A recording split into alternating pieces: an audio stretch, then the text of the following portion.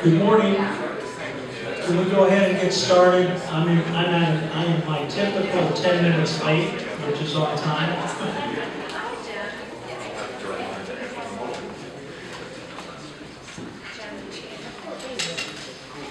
My name is Wendel Ray, and I'm honored to be the person who will be starting this event. I'm a faculty here at the Marriage and Family Therapy Programs at ULM, and I'm delighted that you've come here. We are live stream.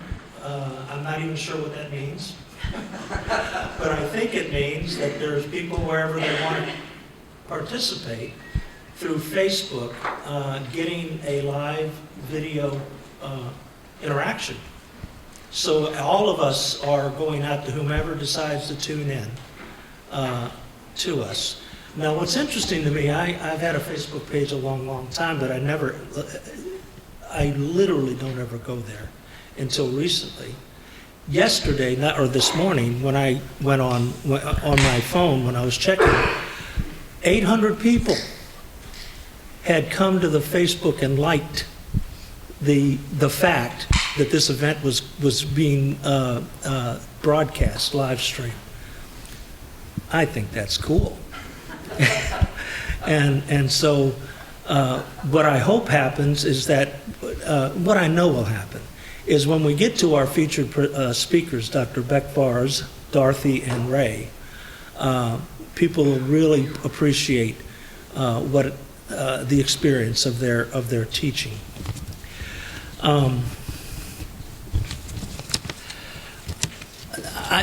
And part of what's been happening recently, the AAMFT National Convention was in Atlanta maybe 6 weeks ago, or something like that.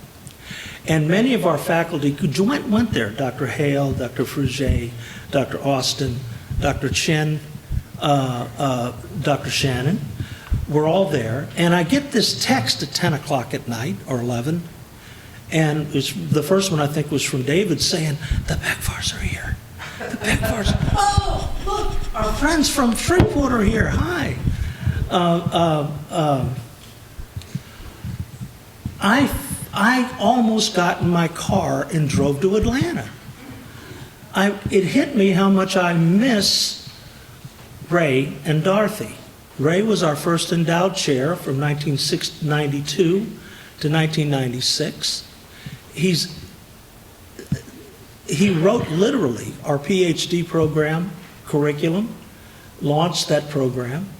That program in 2010 was taken as a template to create our online systemic studies program. So it is not an exaggeration to say that we're the children of Ray Becvar, and you're not a child of Ray without Dorothy. And so that's what we're here to celebrate, Ray and Dorothy Becvar.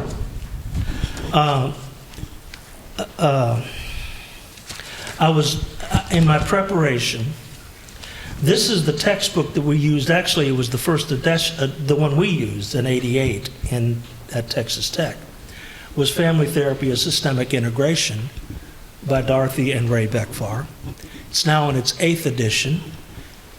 This is one of the best, in my opinion, introductions to marriage and family therapy texts, period. So I first met them by reading their text. And then we had the opportunity to have them come, Ray as the program director at Texas Tech, Dorothy as faculty. And I just can't, it's hard to put into words the influence both of them had then and have now on me and on this program. And for those of you who remember the 70s and 80s, when marriage and family therapy was coming into its own as a distinct discipline, and reading the new book, what were then new books by Salvador Minuchin and Murray Bowen and Lyman Wynn and Don Jackson and his group in Palo Alto, others. Ray's first book was published in 1974. Skills for Effective Communication, A Guide to Building Relationships.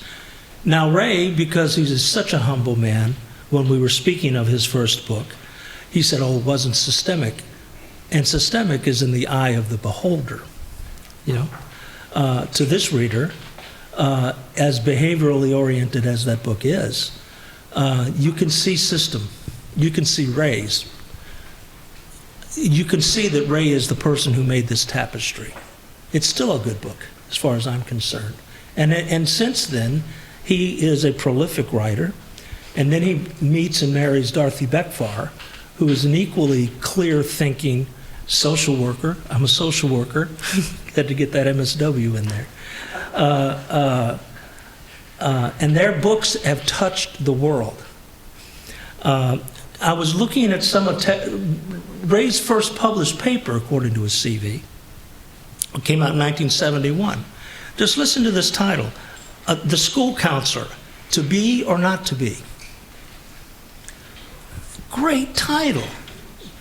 The next, one from 74 was, So You'd Like to Be a Change Agent. These are titles of his papers that basically describe for you what it is you're about to launch into reading. And with Ray, it's always a setting up a situation where you're confronted with your own thinking as you're reading through what he's written.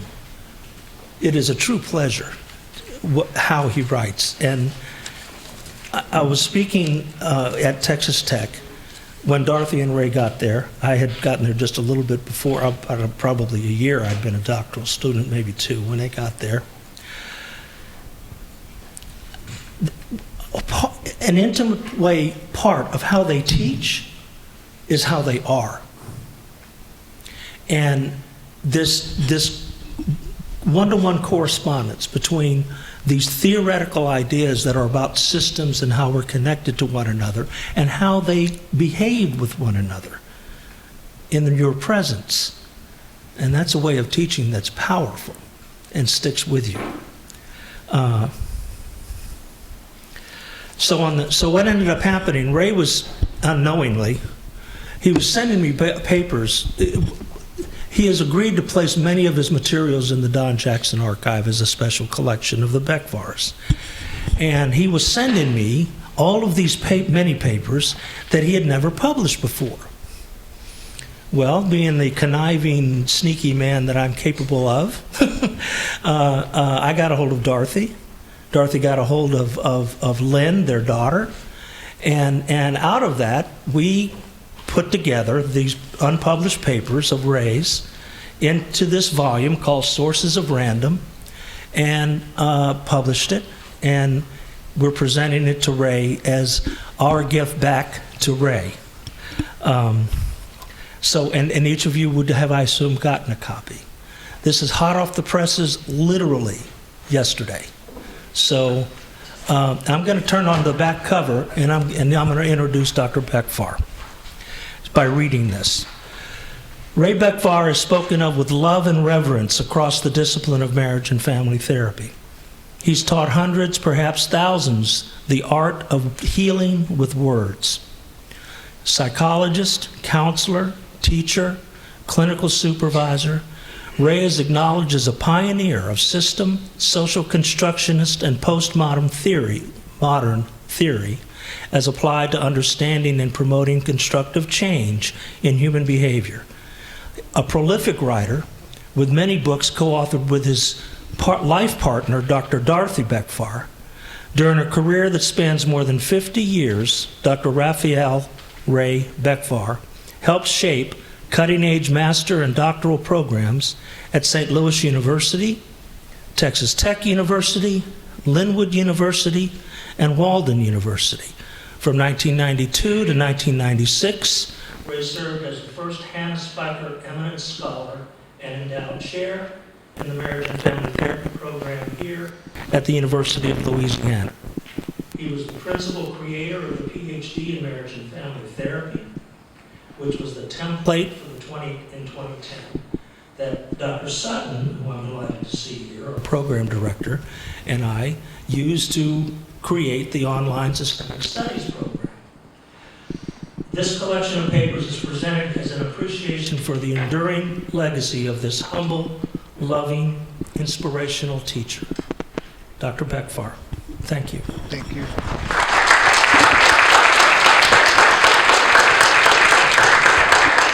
This all happened when I accidentally met some faculty members at the conference, AMFT conference, in Atlanta, I think it was, wasn't it? Yeah, that's right.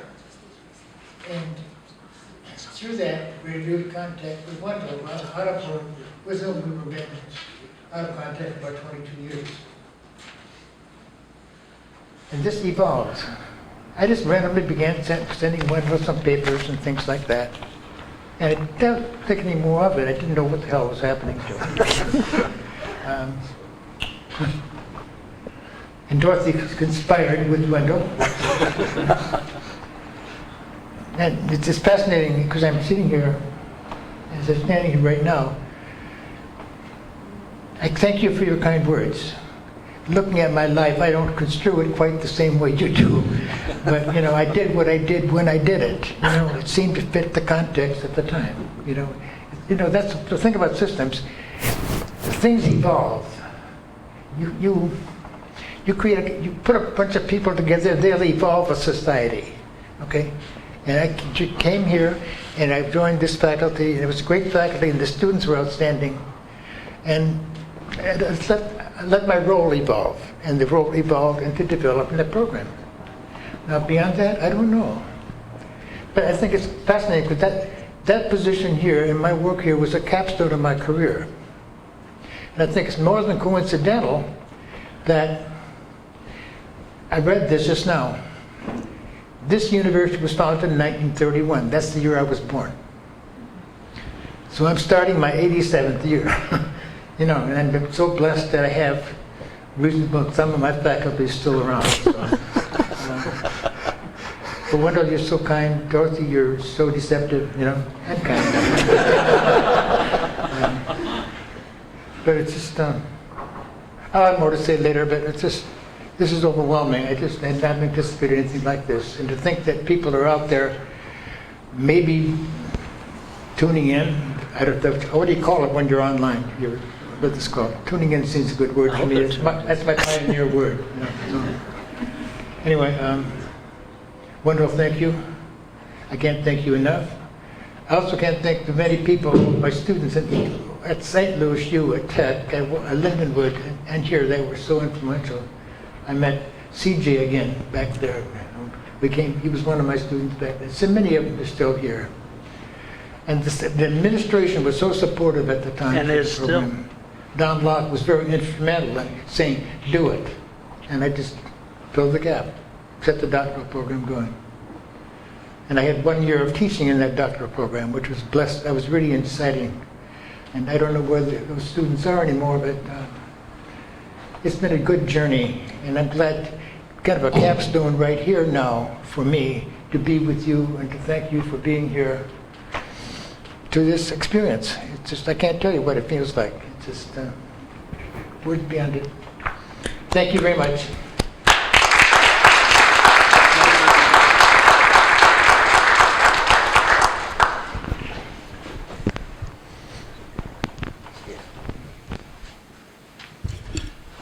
And now, without further ado, I would like to introduce our first speaker, Dr. Dorothy Becvar, who is going to speak with us about spirituality in our discipline of family therapy. Dorothy is wonderful. Such a gentle touch, such a clear mind, and a clarity in her use of language. I admire her almost as much as Ray. Without further ado, Dr. Dorothy Becvar.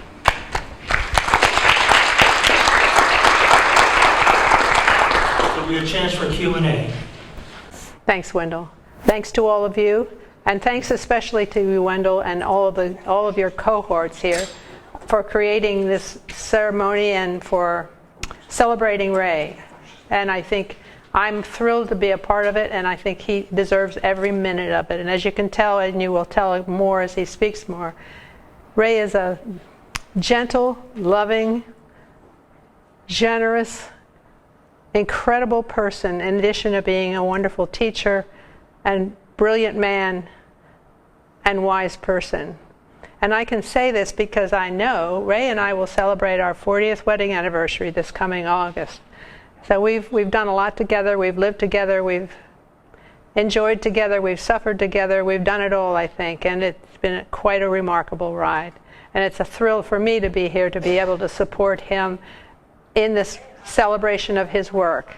And I'm happy to prepare and to share with you some of my thoughts as well. And that's where we're going to go this morning. I will say that a program calls for questions and answers as we get to the end of whatever I have to say. I'd prefer to have questions and answers as we go along. So if you feel like you want to ask me something or say something, by all means, let me know, because that makes it much more interesting, I think, than if I just stand here and talk at you. So with that in mind, I'm going to be talking this morning about ethically informed and spiritually sensitive practice, a postmodern perspective. And given that that is my orientation, postmodern, I am required, or at least if I follow the theory, I need to let you know where I'm coming from. And that is part of being a postmodern theorist. And where I'm coming from is exactly what I'm going to be talking to you about this morning. So Wendel reminded me that something that struck him as really useful from the first edition of our textbook, and I think it has continued on, as I recall, all 8 editions, our distinction and differentiation between 2 different worldviews. And I haven't turned this on yet.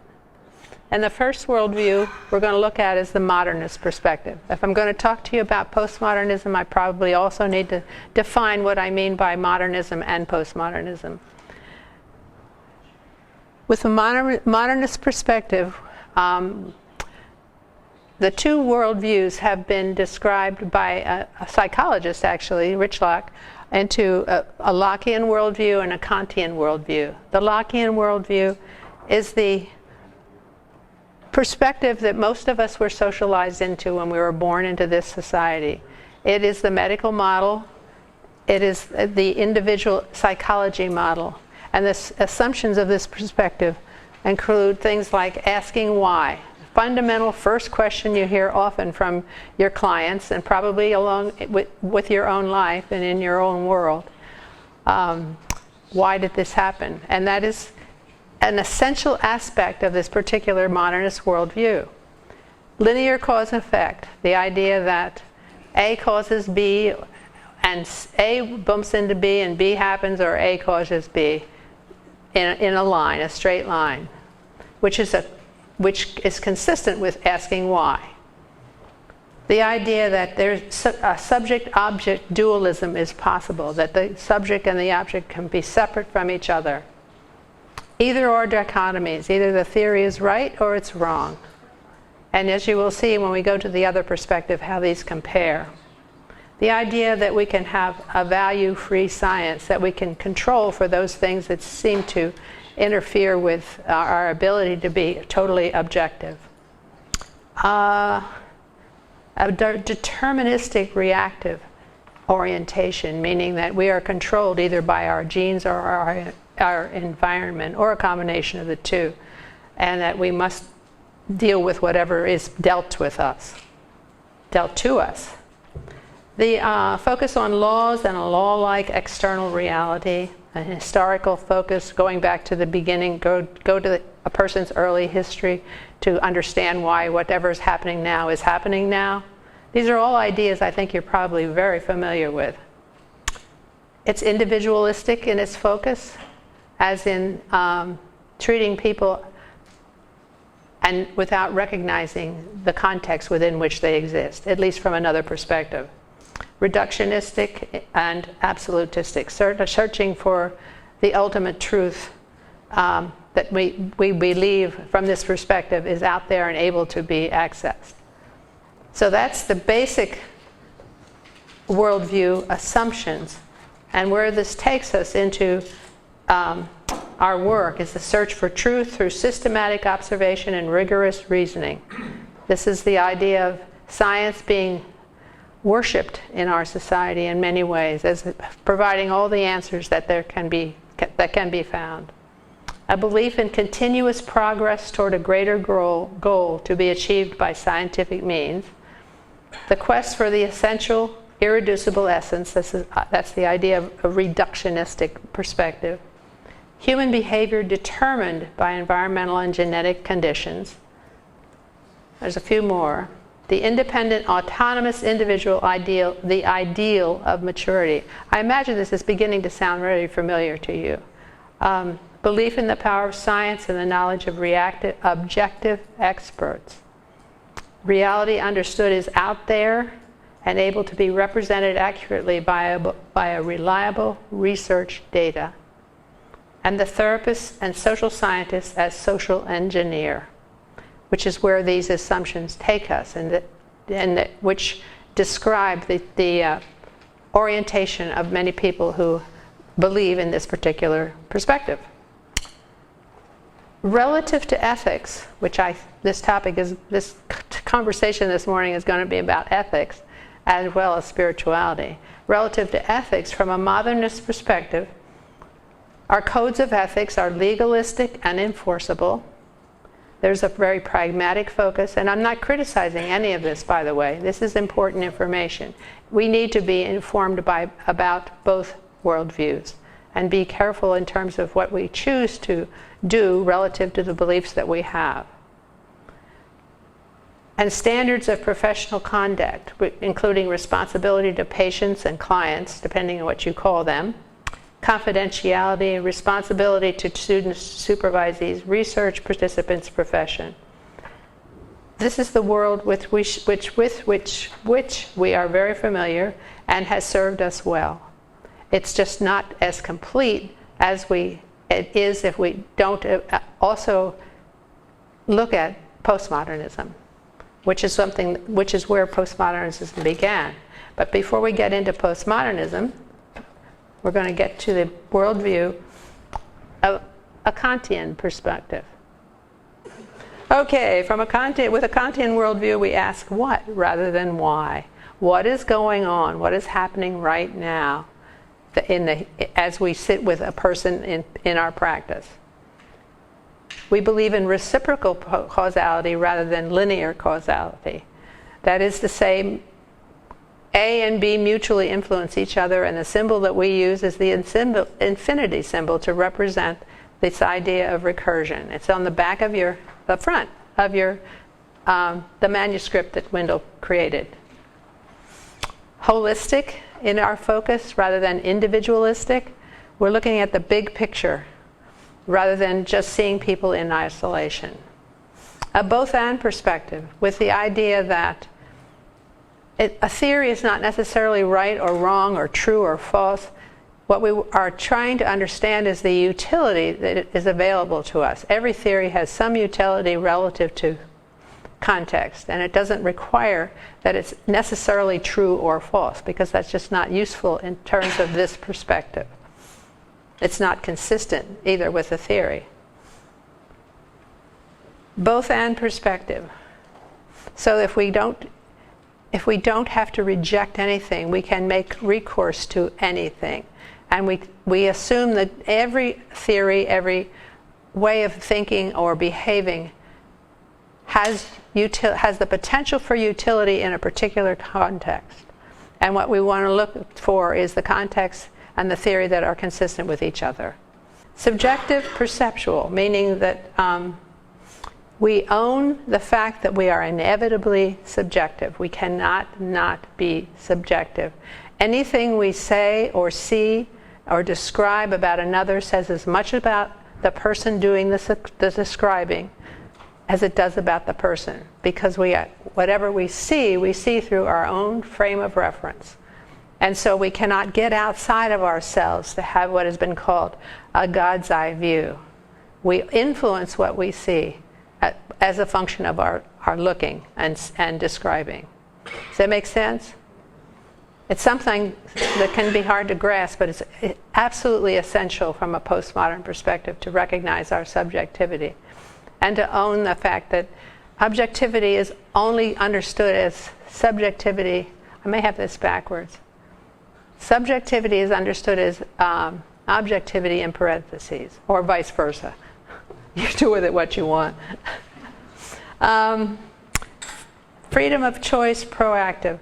In other words, we're not controlled by our genes. We have influences that are derived from our genetic history and from our nurturing environment. But we have choice, we have free will, we have the ability to choose how we respond. We're not controlled by those factors in our life unless we choose to allow that to happen. And that's very freeing when you're thinking of working with people and helping them to change, because that is, after all, what therapy is all about, is facilitating change and meeting the goals of the clients with whom we work. We don't look for laws and law-like reality. We look for patterns, and the patterns that connect, and understanding what's happening as a function of interaction between people rather than a person in isolation. We do not look to the past for answers to whatever it is that's going on. We have a here and now focus. Whatever is happening right now is the subject at which we need to pay attention. Our focus is relational. Even if I'm sitting with an individual client, and I do, I'm thinking relationally. And that is what, for my mind, makes the difference in between what is called family therapy and what is actually family therapy. You can have a family in the room and not necessarily be doing family therapy from my perspective. The family therapy occurs as a function of how the therapist is thinking about the family or the person with whom he or she is working. I saw a lot of head nods. I love that. You know what I'm talking about. And so yes, it's possible to do family therapy with an individual. And it's possible to do family therapy that's not family therapy. It's therapy in the context of a family. Very different. It's contextual. We're wanting to understand how things make sense in context. Every behavior has the potential to, is logical in context. And our goal is to understand the context if we want to free up the client's challenges and enable that person to achieve the goals that he or she desires. And we think relativistically. That is to say, we are understanding whatever is going on relative to context. Context is all. And if you want change, then change equals change in context, which is challenging to put into practice, but definitely important. So the basic assumptions, I only pushed the arrow one time. Reality is understood as inevitably subjective, inevitable. As I described a moment ago, we can't get outside of ourselves, our frame of reference. Human beings dwell in a multiverse that is constructed through the act of observation. I thought I saw a hand. A multiverse as opposed to a universe, that there's multiple ways to understand whatever is going on, and that all we really have are our stories. And I think it's important to think about our storied reality as opposed to a unified approach to what we think of as reality. One of the questions I'm often asked is, with that perspective, is there such a thing as a reality out there, separate from us? And if there is, there may be, but we can't know it with any absolute knowledge that a reality exists outside of our theoretical orientation, our belief system. And each, from this perspective, well, facts, first of all, are replaced by perspective. So I don't have the truth. I have my story. I have my orientation, my perspective. My perspective, as I'm speaking with you this morning, is postmodern. And each person's perspective is valid for that person, which changes how we think about the people with whom we're working, who are our clients. And it moves us to a whole different way of interacting with clients. And as Kenneth Gergen has described, there is no transcendent criterion of the correct. There is no one right way that all people, all families, all couples should be from this perspective. There are different ways of understanding what's going on, and if we can remember to think in terms of behavior relative to context, we come up with a very different sense of how to help people get where they want to be, which is to say, what is correct for them. It's not the same for everybody. There is an emphasis on discourse and the role of language from this perspective. We need to be very sensitive to how we say what we say and the language we use, and to understand that language creates reality. And I'm going to say more about that in a moment when we move to the distinction within postmodernism. There's a recognition that out there, quote, is the experience and the interpretation relative to one's frame of reference. And from this perspective, rather than being a social engineer, the therapist, is social scientist, is as seen as not knowing and not expert. I am not the expert who sits with my clients and tells them how they should be and what they should do. I need to know from them what is important about them and how they would like things to be, rather than deciding what they should be based on some theory that I have. And I know a lot of theories, but that does not speak to how I am to be with my clients. Now, within postmodernism, there are two branches, I call them branches. One is social constructionism, which is concerned with explicating the macro, the large processes by which people come to describe, explain, account for the world, including themselves in which they live. It's the larger focus. Each of us is born into and assimilates pre-existing forms of language in a culturally created linguistic system. And in the process of socialization, we learn to speak in accepted ways and simultaneously to adopt the shared values and ideology of our language system. Now, I'm going to take all of that and give you an illustration, which I think brings this to life. I have taught many times in Singapore. In Singapore, there are three main ethnic groups. Chinese are the primary group, and then Malay, and then Indian. Well, the first class I taught was a group with some students from all three ethnic backgrounds, and we had a wonderful time together. And in particular, we had a young man in the class who was Chinese, who was the class clown, kept everybody in stitches. He had gotten his master's degree in the United States, spoke English beautifully, so that was not a problem for him. And all of this, the other students enjoyed his antics, which were many. When we came to discussing this idea of taking on the values of our culture when we learn a language, he stood up and he said, you know, his main language was Mandarin. And he said, if this class had been conducted in Mandarin, I could not have behaved as I have behaved with you all this week. I would have had to be much more formal, never speak out, raise my hand, get permission from the instructor before I could speak, and on and on and on. And it was a wonderful illustration of what happens when we learn language. And we're often not aware of the impact of our language in terms of how we learn to be and to live in a particular culture. Anybody have any questions? Comments? Okay, well, I'll keep asking. So our words express the conventions, the symbols, and metaphors of our particular group, and we cannot speak in a language separate from that of our community in general. The goal is to deconstruct facts by delineating the assumptions, the values, and the ideologies upon which they rest, and to consider ourselves and our constructions about life and living with skepticism and perhaps humor.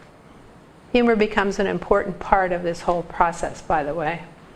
And we recognize that the self is constructed in relationship.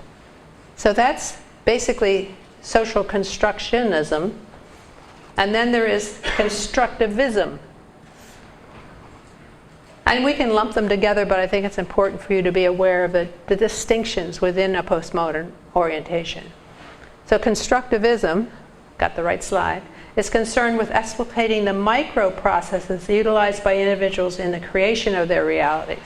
So now we're looking at the individual orientation and experience of a person in the culture. Language is the means by which individuals come to know their world and in their knowing simultaneously to construct it. So we construct our world as a function of the language that we're using.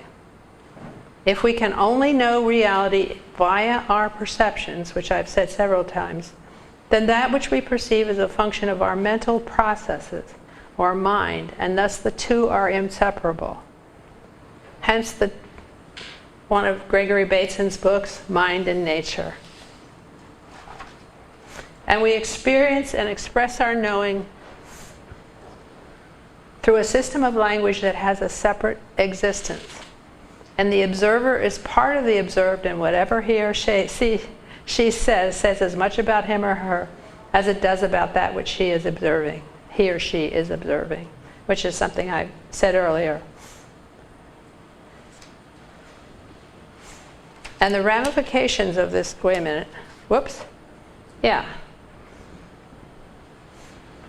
The ramifications of a postmodern perspective for individuals and problems. The individual is a participant in multiple relationships. And a problem is only a problem because of the way it is constructed in certain relationships. So some behaviors are considered perfectly fine, as in, one of my favorite examples, boys will be boys. Heard that one? Boys will be boys in school doesn't work very well.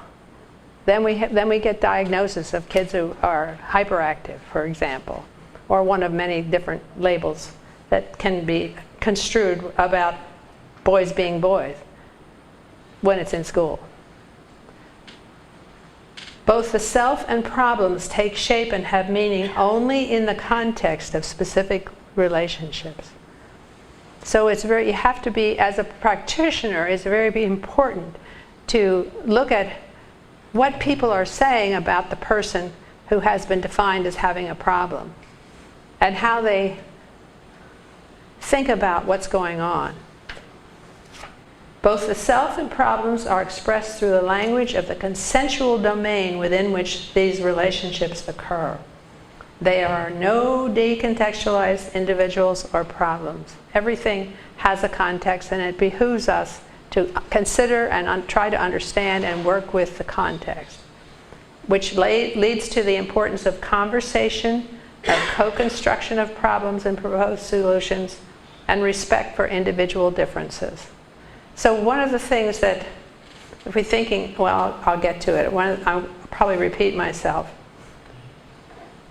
When we turn to a consideration of ethics from a postmodern perspective, we recognize that our orientation changes significantly.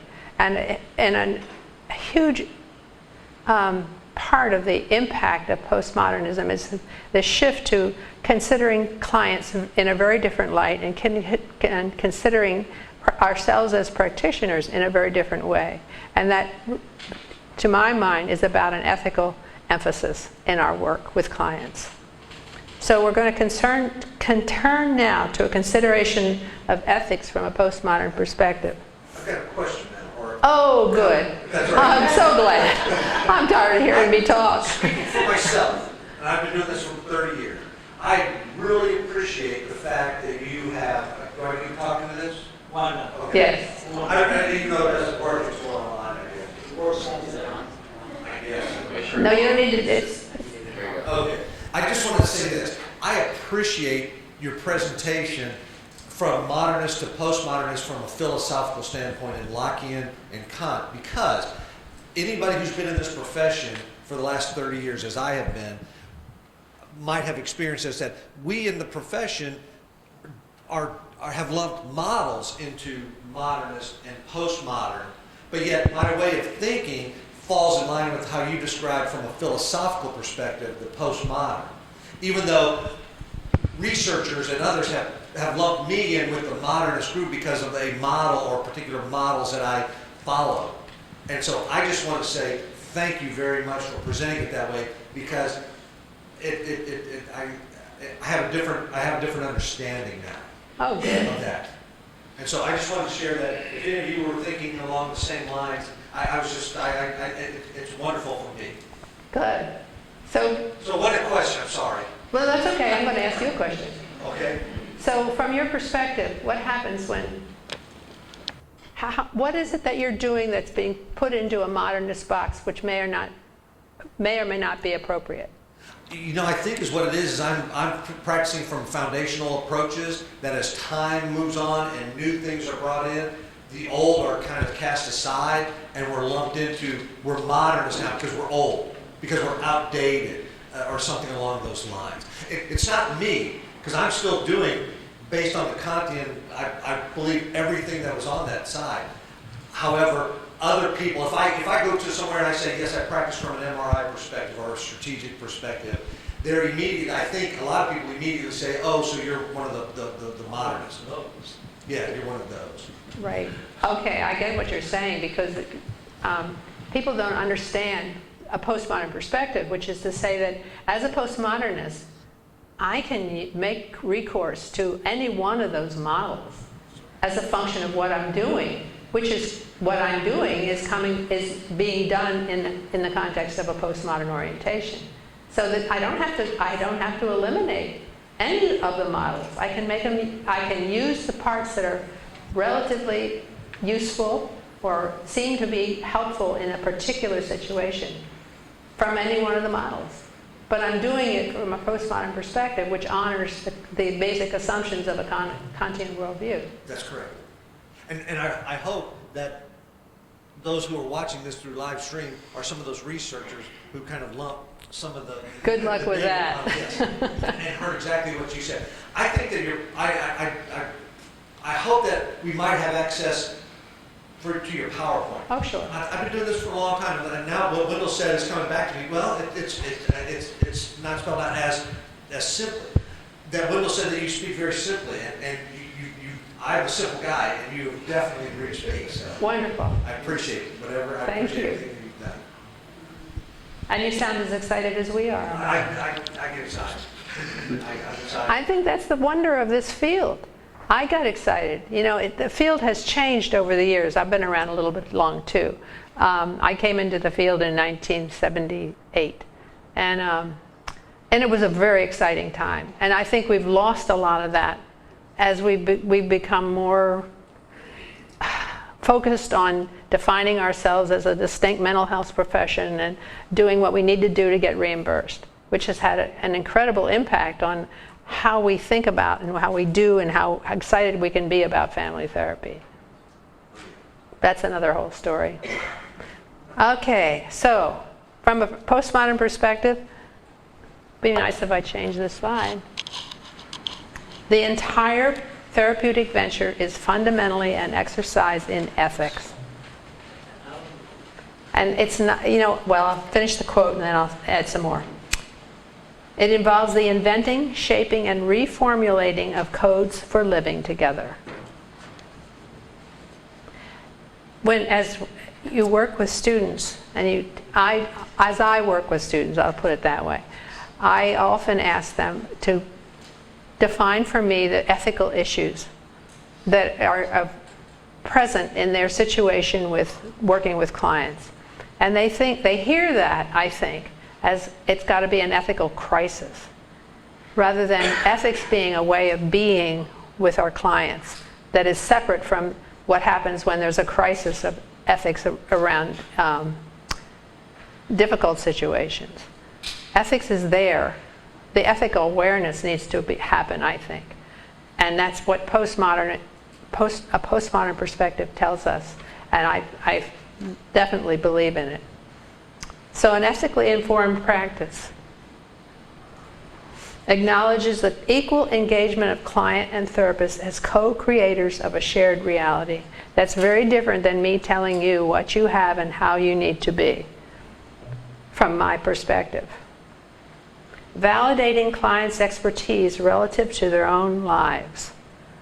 And that whoever you are sitting with as you're doing your practice, that person has much greater expertise than you will ever have about his or her life and experience.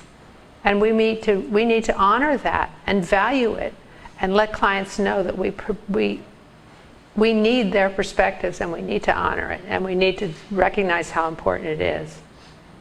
We need to be aware of the influence of our belief systems, because believing is seeing.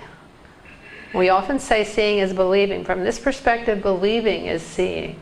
And I'll tell you an exercise that I've used with my classes. I give 2 sets of instructions to my class. Half get one set, the other half gets another set. They don't know that there's 2 sets of instructions. But basically what the instructions say in the first group,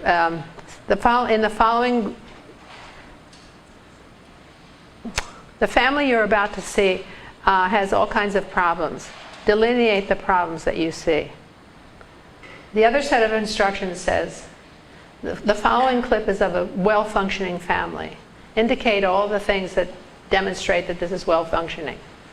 And then I let them go and we watch actually the last section of the movie, Moonstruck, which gives us lots of food for thought and consideration.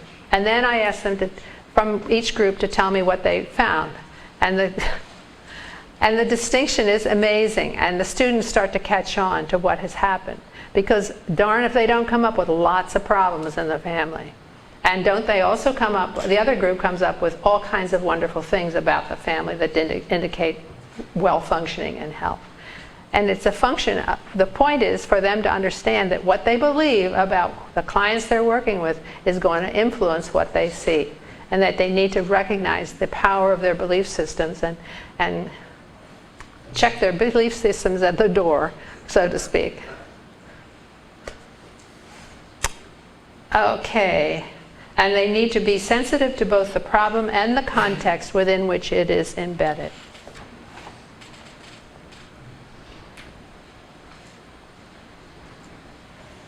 Recognizing the degree to which behavior is created rather than discovered. We hear in our society about all the things that somebody has discovered. Rather than recognizing that it's we who create whatever the situation is as a function of our beliefs and our behaviors that are consistent with our beliefs. And so it's not discovering, it's creating. And we have to be careful what we create. One of my non-favorite things is the whole process of diagnosing. We could spend days on that, which we won't, but I will just say that we are creating a reality for our client that I think doesn't do them justice. For example, I had a young woman bounce into my office one day and plop down on the couch and said, well, I'm a rapid cycling bipolar. That was her introduction to me about herself. She'd been defined by the label that had been given to her, certainly not by me. And I hear that idea often, and I understand the need to diagnose in many contexts. I do get it. I understand we need to be paid as therapists, but I also believe that we can be very careful in terms of the language we use and the labels that we do or do not put on our clients. And there are ways around it. And actually what I wish would happen would be an uprising where enough therapists refuse to diagnose that we could have some power in changing this back to the way the original family therapists thought about it. But the problem is the original family therapists didn't think that they were going to create a new discipline. And they weren't concerned about having licensure and all that went with that. So it's an uphill battle if we want to battle it all. But we can talk about it. Being discourse sensitive relative to both ongoing conversation and culturally established forms of speaking. And attempting to create a more humane and more socially and politically sensitive understanding of therapy. That's what postmodernism is about. And that's what an ethically informed practice pays attention to. By also focusing in a self-critical manner on the use of language and its impact. Being really careful about what you're saying about what your clients. For example, when therapists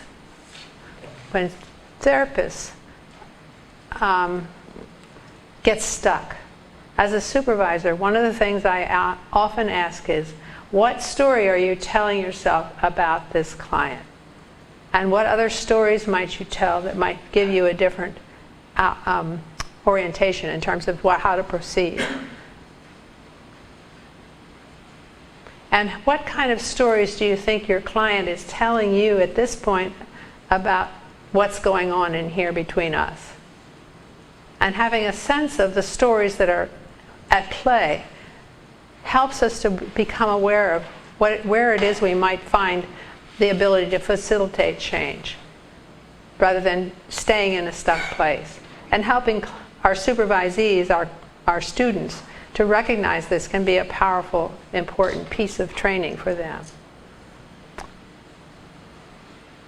Listening to what ethically informed practice also involves listening to what clients say rather than making up meanings about what they are saying. We hear them without laying on them a layer of our awareness, our thinking. Making recourse to a variety of theories or stories in recognition that each has some validity and potential utility relative to context, which takes us back to your comments about how you're not defined by the model that you choose. You're defined by the theoretical orientation that is behind your choices of models. I think that's what you were saying. Okay. So I think one of the values of a meta-perspective such as postmodernism gives us all kinds of freedom because we don't have to choose one particular theory to follow. We can choose the best, we can pick and choose the best parts of the theories that we have available to us relative to the particular situation. Focusing on strengths while avoiding the tendency to pathologize. I think that is so important. Speaking in a positive way, affirming, helping clients to think, to use affirming language on themselves, with themselves, rather than going down that path of pathology. I'm standing here thinking about, I think I'll share a little bit about myself. I'm a double cancer survivor, and I didn't get that way by being bound into the idea of what happens when you have cancer, which is, you die. I'm not doing that, and I never have wanted to do that, and I've never oriented myself that way. And I am quite convinced that it's possible to overcome all kinds of things. Maybe not everything, but by our orientation, we can influence what is occurring. And I think we can share that with our clients and emphasize with them the importance of a more positive orientation, rather than buying into the story that someone in the medical field, in my case, was giving me. I didn't want to hear my pathology report. I wasn't having it. And I didn't find out about it until much later. By then it didn't really matter because I already was on the track to healing. And if we can share with clients that kind of an orientation, it can make a world of difference for them, as it has for me.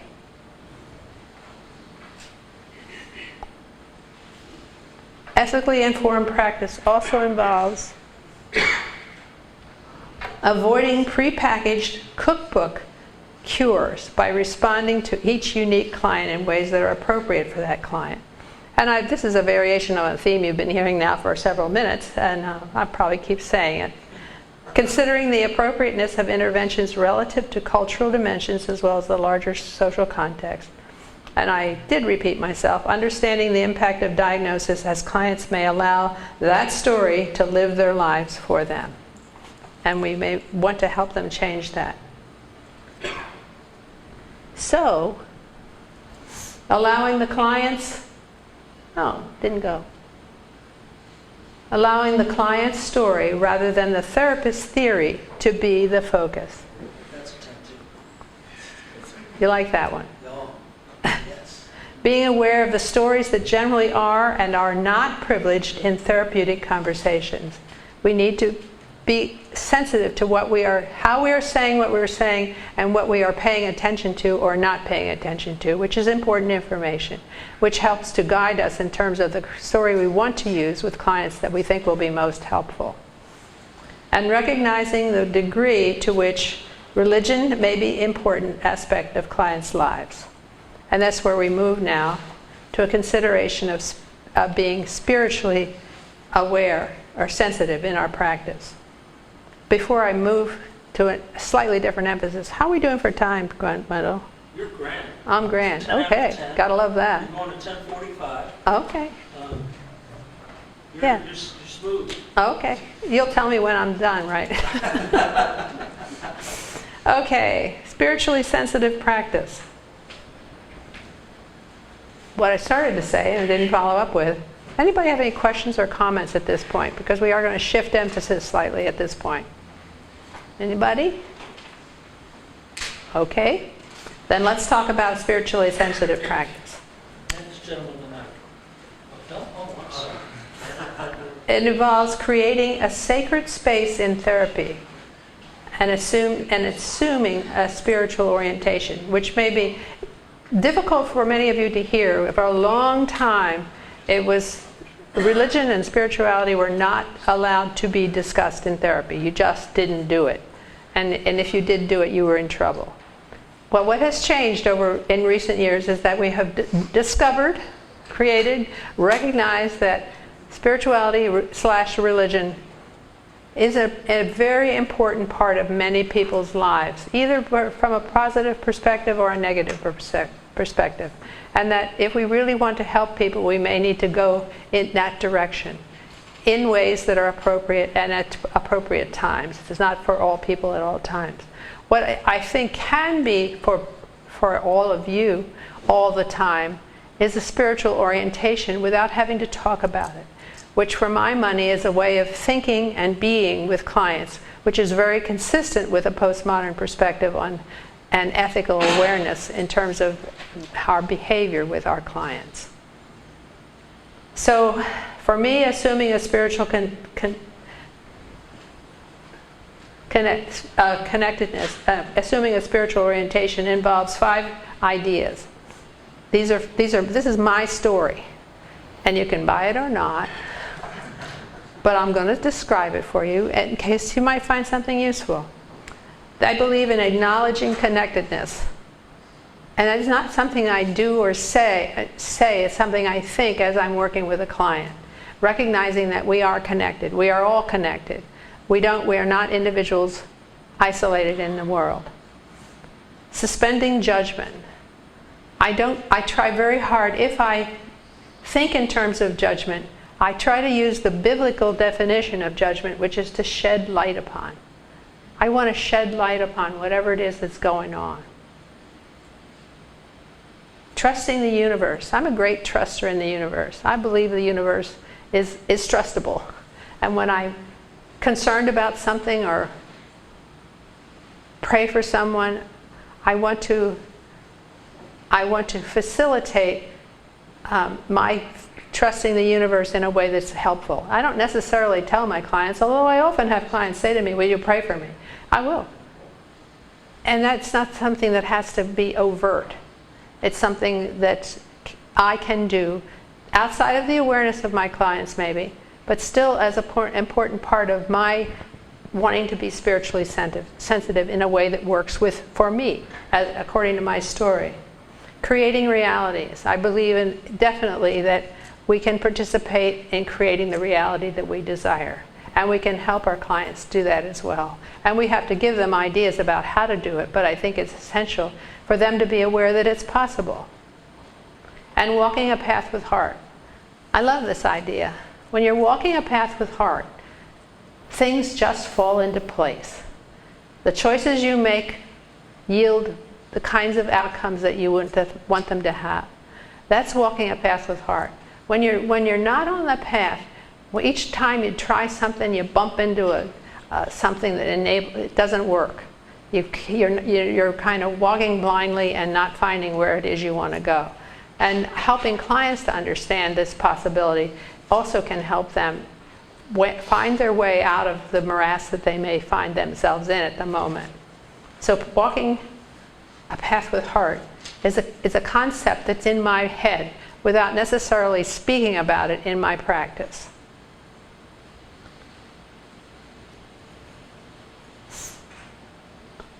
Spirituality also can be considered as part of religion or separate from religion, depending on a person's orientation.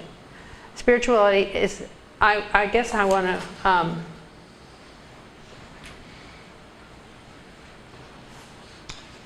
let me see, I may have lost myself here. Okay, I'm going to jump into the next slide. Remembering that access to a transcendent dimension is one of the characteristics of well-functioning families, as well as a source of resilience. So we do definitely have permission to speak about spirituality and religion in our therapy with clients. And so we may include in our assessments questions about where clients are relative to spirituality and or religion. And I may ask them that question. Where are you relative to spirituality or religion? Do you have one? Do you have an orientation that works for you or that has been problematic for you? And the recognizing the distinction that may or may not be made between spirituality and religious. And people tend to feel very strongly in this area. The research indicates that many people see the two as woven together inevitably. Many people feel very strongly that you can be spiritual without being religious. And I believe that. I think you can be religious without being spiritual. So there's very fine distinctions, and what's important to understand is how does this fit for the client, and how can we make use of it if it seems that would be a helpful way to go. So here's what I started to go to, and I was jumping ahead of myself. The distinctions that I have made based on other work of others between religion and spirituality. Religion I see as an institutionalized system of beliefs that guide an attitude of faith and the form of worship, generally of a supreme being. It's a very general description of religion, but distinct from spirituality, which has been defined as a way of being and experiencing that comes about through awareness of a transcendent dimension that is characterized by certain identifiable values in regard to self, others, nature, life, and whatever one considers to be the ultimate. So if you take these two definitions, you can see that they are very distinct in their way of understanding that dimension. The values that Elkins has defined for spirituality include focus on a transcendent dimension in the terms of a personal God, sense of something or more. 2, a meaning in life. Life has a purpose. There is a quest for meaning. Mission in life, a sense of vocation, destiny to fulfill. Sacredness of life. All experience a sacred sense of awe and reverence. Ultimate satisfaction derived from spiritual values, material, enjoyable, but illusory. Excuse me. Altruism. Respond to the needs of others, recognize no person is an island. And idealism. Committed to betterment of the world, focused on potentials, and realism, acknowledging suffering and pain and desire to make a difference. And then there are fruits of a spiritual orientation, positive effects on relationships from the spiritual values that have borne fruit. So that's one way of understanding where your clients may be. But even if you don't talk about it, you need to be aware of where you are and how this may impact what you're seeing when you work with a client and how you may be most helpful. And whether or not you're being consistent with yourself, which is true, I think, with all aspects of the work that we do. Are we being consistent with what we say we do or what we say we believe?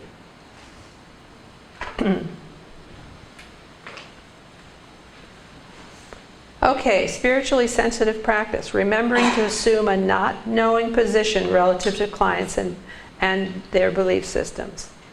Expressing curiosity and a desire to understand. So if someone tells you that they are a particular religion or have a particular spiritual orientation and you're not familiar with it, ask them about it.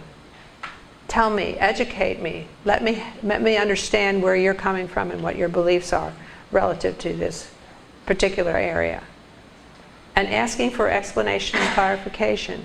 I've had some fascinating opportunities to work with people of many different religious or spiritual orientations, and I can learn a lot. And I think as I learn and am sensitive to where my clients are coming from, I think it helps the work that we do together. I've worked with an Orthodox Jewish family.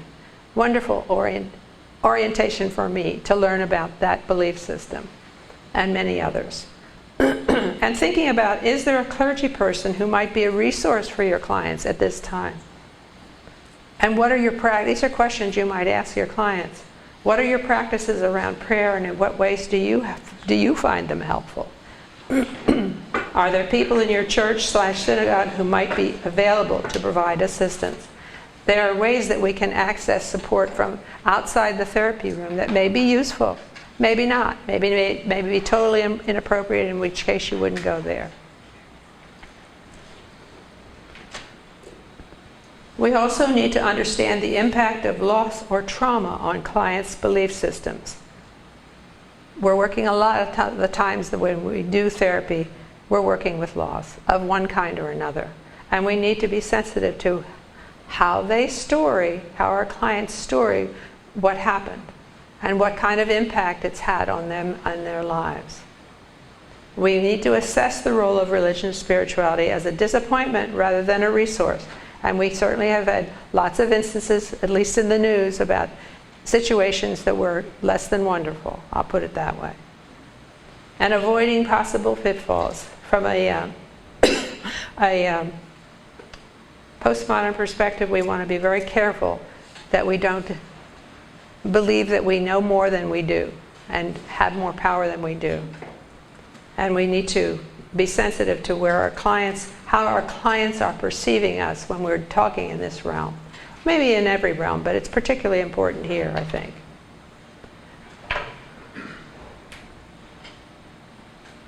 So, where we're going to go to now is incorporating the two worldviews. So, ethically informed and spiritually sensitive practice, a postmodern perspective kind of summed up. We want to incorporate the two worldviews that I started this presentation with. Create credible therapist/client relationships. Provide care consistent with acceptable standards. Create safeguards to prevent injury or harm. Have evidence of professional prudence and sound judgment. Practice in a manner consistent with codes of ethics. Practice in a manner consistent with postmodern considerations. So actually what we have is some modernist ideas here, some postmodern ideas. But they all lead to, hopefully, a practice that is ethically informed and spiritually sensitive in ways that meet the standards of the family therapy and world and the world of our clients. Some more ideas. Recognize that believing is seeing. So we want to access our personal stories, and this is kind of a repeat from what I said earlier. What am I telling myself about this client? What other stories might I tell myself? Acknowledging the influence of the observer on the observed. How would my having a different story change what I am seeing? That would be an interesting one to keep in your repertoire as you reflect on in your case notes about your experience in therapy. How might the other person respond differently to my new stories?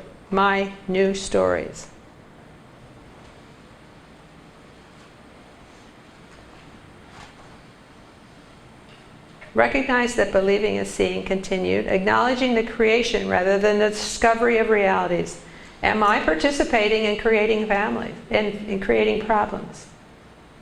Or am I participating in creating solutions? Obviously, we want to participate in creating solutions, ideally. And so we may need to reflect on the degree to which we're being successful in that area. Act in a manner consistent with the behavior desired.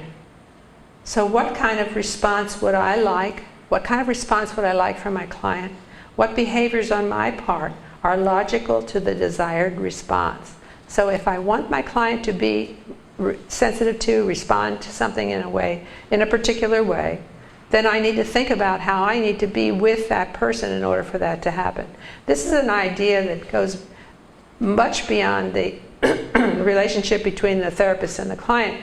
I often have clients themselves, particularly couples, think about this. If you really wanted her to do this, this, and this, what would you have to do in order for that to occur? And to get them thinking about how they interact with each other is going to be extremely important in terms of what they would like to have happen.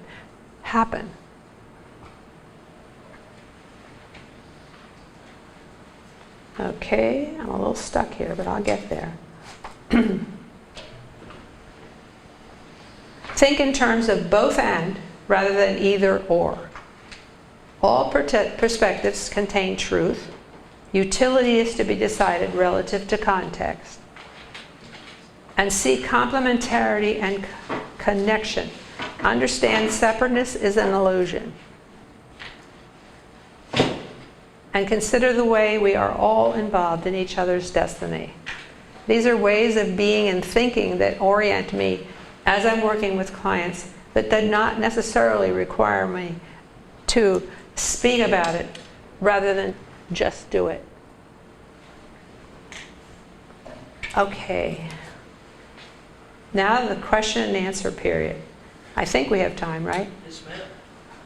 You have 20 minutes. 20 minutes. Oh, good. Let's have 20 minutes worth of questions and answers.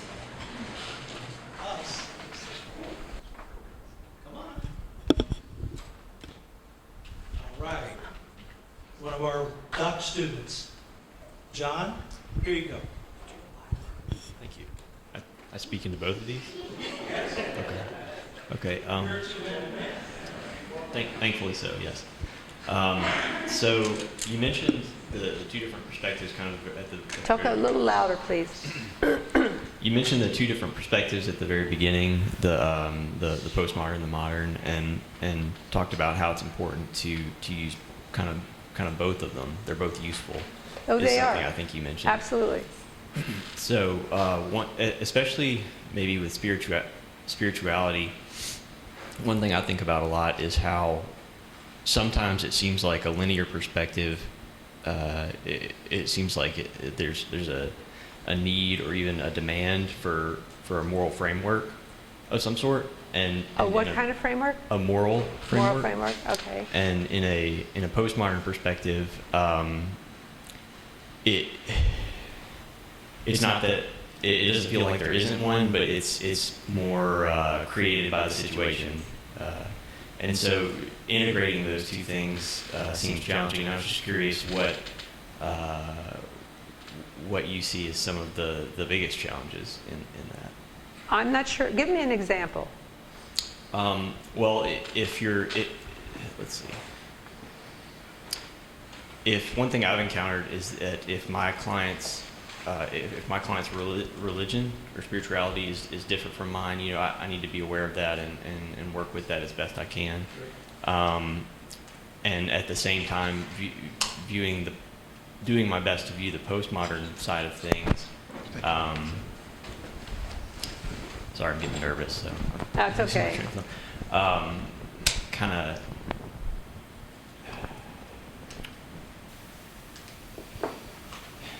View as many perspectives as possible, I guess, and I'm trying to hold my client's perspective as high as it needs to be held, and really listen, and at the same time see things differently if that would be helpful. And so if I'm trying to integrate the modern and the postmodern, it just seems like a challenge, because especially from a linear perspective, it seems like, there's one way to see things, and Yeah, that's trying not to integrate the modernist and the post. Can you all hear me? I walked away from the microphone. I think are you wearing one? I think this. It's picking up on the live stream, so yeah. There you go. Okay. These two. All right. Thank you. Is that on? Okay. I think you can't integrate. I think you're at a different level. You're trying to integrate postmodern and modern. I think we have to land on one or the other. That doesn't mean we can't make recourse. From a postmodern perspective, we can make recourse to ideas from a modernist perspective, but I think we're either postmodern or modern in terms of our basic orientation. So I'm not sure I understood what the dilemma was, though, specifically.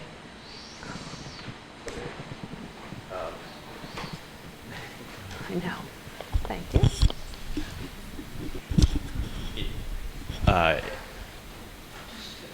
I think what maybe I heard was that it's in trying to integrate. It's good to try and integrate them as much as possible, because they can both be useful. But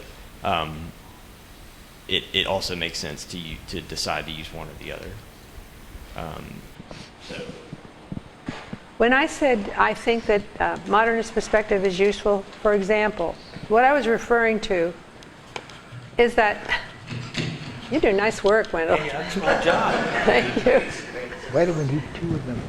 What I was referring to was the idea that Okay, thank you. the modernist model has served medical science brilliantly. It makes absolutely wonderful sense to do what they do, to think about why, to look for defined illness. That's a whole different perspective than a postmodern perspective.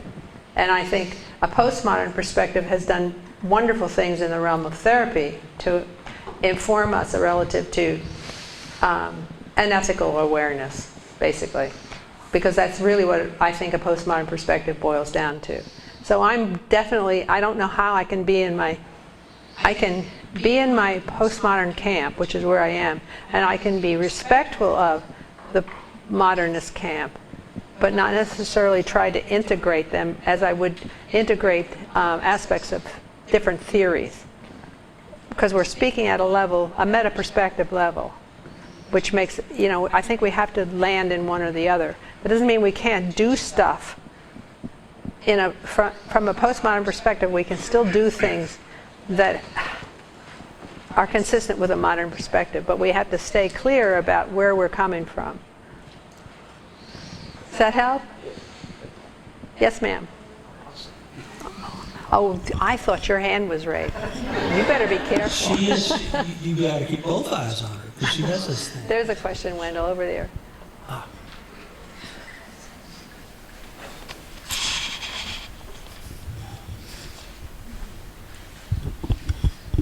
I was just thinking back to your question. I don't know what your name was, John. And I'm wondering if you are kind of having a dilemma of kind of your client being in the modern perspective and you being in the postmodern perspective. And, a lot of clients, like you were saying, your client that came in and said, I'm a rapid cycling bipolar. And your client might be very stuck in that sort of medical model orientation. And how do you integrate your postmodern orientation with your client's possible modern? Is that kind of what you're asking, or not at all? Yeah, I was in the context of spirituality. It seems particularly complicated, but that's Okay. So that's kind of a question I have: is how do you address that when that piece comes up like that between you and a client? Well, what my husband says, he asks, I'll use him as an example. What else are you? It's a good question. You can probably say it a little more tactfully than that. He said that jokingly, but think in your head, okay, so tell me more about yourself and how you learned to think about yourself. You can always expand. You don't have to contradict. You can help them widen their story. And to add things. Add to, right, right. Without having to put down anything. There's a question back here, Wendell. I'll follow you. Where's the question? I just wanted to, The big poobah. no, man, I just wanted you to elaborate on that because that seems to be an increasing theme. You know, you see folks like she's an engineer, he's an artist, and so she's a Lockean, he's a Kantian, and both have their domains, and yet they want to stay together, but they're very rigid. And how do you address that? How do I address that? Very carefully. What is it they want? Why are they in therapy? And what is their goal for therapy? That's what I want to focus on.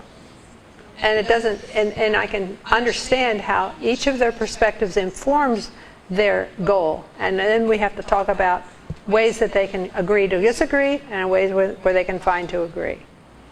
I think that's a very general answer, but that's probably the best I can do at the moment. Did you have a specific example? Well, it just seems that increasingly we're seeing as more opportunities are available for women. The traditional Freudian perspective of almost, of course, was that men were the non-emotional ones that were the engineers, women were the histrionic ones, and somehow there was a balance. As women have more opportunities, we're seeing that we have many Lockean women and just as many Kantian men. Right, I agree with you. But for whatever reason, they're attracted to each other and yet want to stay together. And they have a frustration in that they don't have a common language. And There's your key. yeah, there you go, right. Find a common Find a language. common language. You got it. That would be very interesting. And you're right. I mean, things are changing for men, the roles that men and women play. It's exciting times, but dangerous. Well, a Chinese curse says, may you live in interesting times. Curse, yeah. There's a question, Dorothy, from Yeah. the world. From the world. Whoever's up and getting this live feed. Could be my daughter. Aaron Cohen. You know Aaron Cohen? Yes. Well, hey, Aaron asks, Dorothy mentioned the excitement among clinicians in the 70s that we seem to have lost. Not here, by the way. You should come here for program.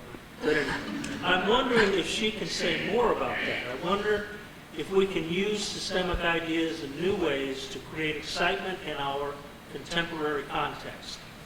Okay. You all have an hour? Wow. I think that we have to, boy, I don't even know where to begin, but part of the problem, as we see it, and I include Ray in this, I'm going to go up here, so I don't have my back to anybody. There are very few programs in this country that teach family therapy from a truly systemic perspective because of all the influences that have come from our impact of our desire to be licensed, to be recognized, to be able to be reimbursed for the work we do. And we've set ourselves up to create a problem within the context of family therapy. As I said earlier, the original family therapists didn't call themselves that and didn't intend to create a new profession. What they were trying to do was to find ways to work with people that were more effective. And they stumbled into, in many cases, working with families. And from families, other people got very excited about family therapy. And so it grew from there. In the beginning, it was exciting to go to a conference and to hear from the originators. I had the opportunity to see everybody, I think, of the grand masters and mistress, that would be Satir. I got to see all of them, except I didn't get to see Gregory Bateson, who is the root of all of this, as far as I'm concerned. But we strayed away from there in our desire to be recognized as a profession. And in order to be recognized as a profession, we kind of have had to compromise our basic beliefs and orientation. And Ray and I go periodically to, there's a St. Louis Association for Marriage and Family Therapy group that meets once a month in St. Louis. And they're presenters from around the community. And many former students, young therapists, are defining themselves as systemic, but when we listen to them, it's not systemic. And so what we know is that people are being taught something different than what originally we believed was important about family therapy. And we understand why. Because we need to be perceived as credible. And the only way that we could change that, I think, is if enough of us refuse to buy into the current way of thinking about family therapy and the need to be reimbursed. I can do therapy without doing diagnosis. I don't do insurance. But I've been around a long time, and that enables me to do that. I have clients. You young people who are coming out of school at this point can't do that. And the only way we could is if enough of us, if somehow there were a groundswell, which I doubt that there will be, but I don't know how to excite the profession except to do what we're doing here today and talk about it, love about it, share our stories about it, and hope that it catches on more broadly and that we move beyond our need to be recognized. What's interesting in terms of marriage and family therapy, AMFT is no longer the association that you all joined if you joined it, because now we don't even have divisions anymore. We did what we came to do, which is create a profession. We did it, and now there's not a role for an organization like AMFT. Very sad when you think about it. So Aaron, we'll continue this conversation, and I'll tell Ray that you've been asking. Thank you very much. Thank you very much,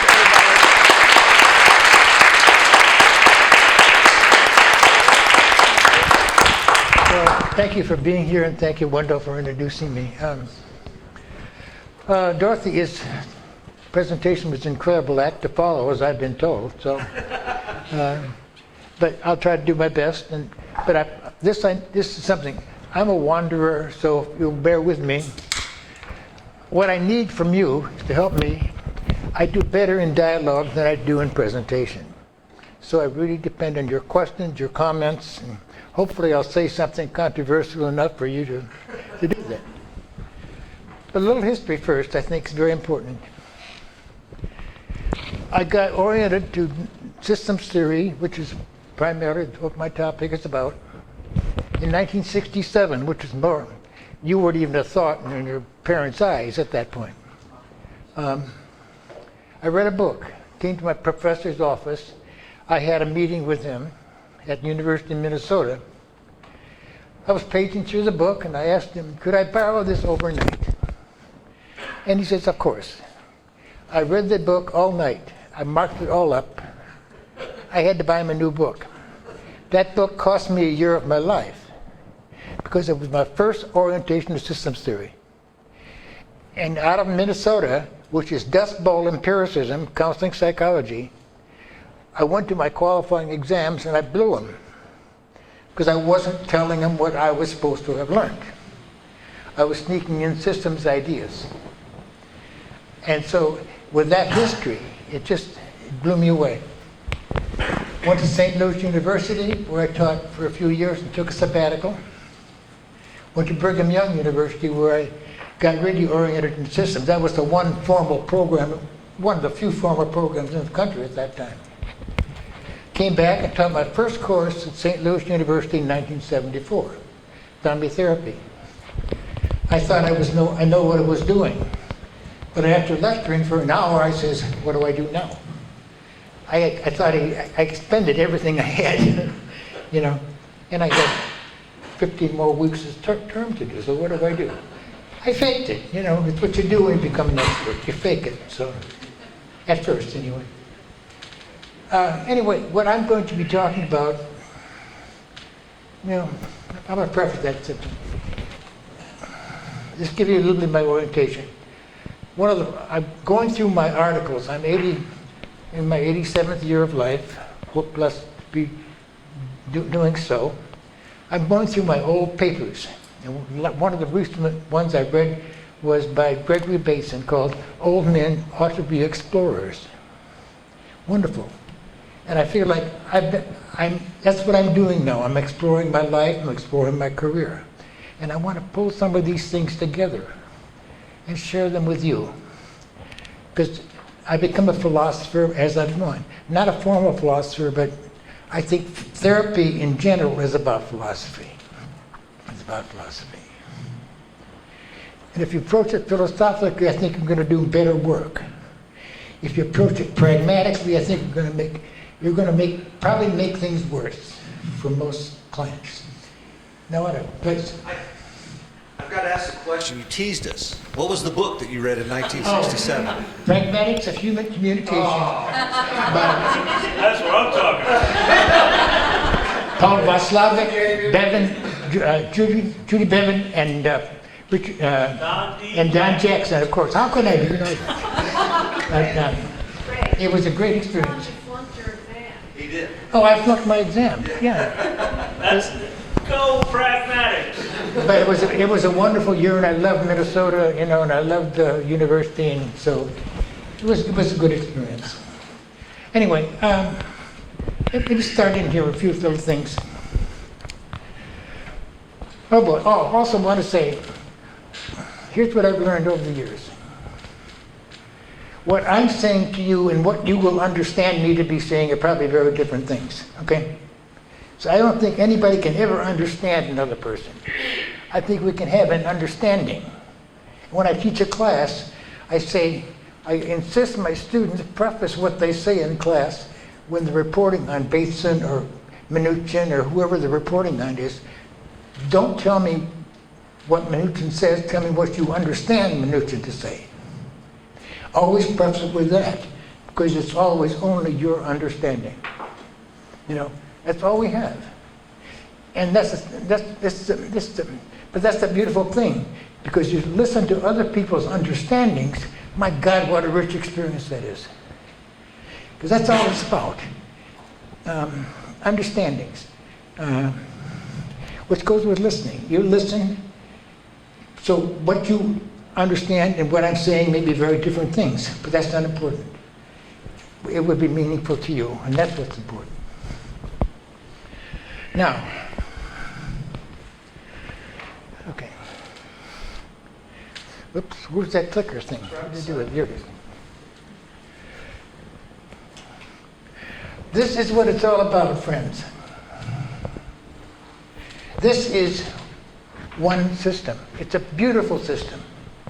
Absolutely beautiful. But it's also a subsystem. It's part of a cosmos. That's the system. But we don't even know if that's the system, okay? Because from what I read about astronomy is the universe is expanding. But I wonder, expanding into what? Is there a boundary out there someplace? If so, if there's a boundary, what's beyond the damn boundary? And as I get older, I reflect on life, and I reflect on my mortality. I keep wondering about things like this. It's important. But the key part here is this, for you as family therapist.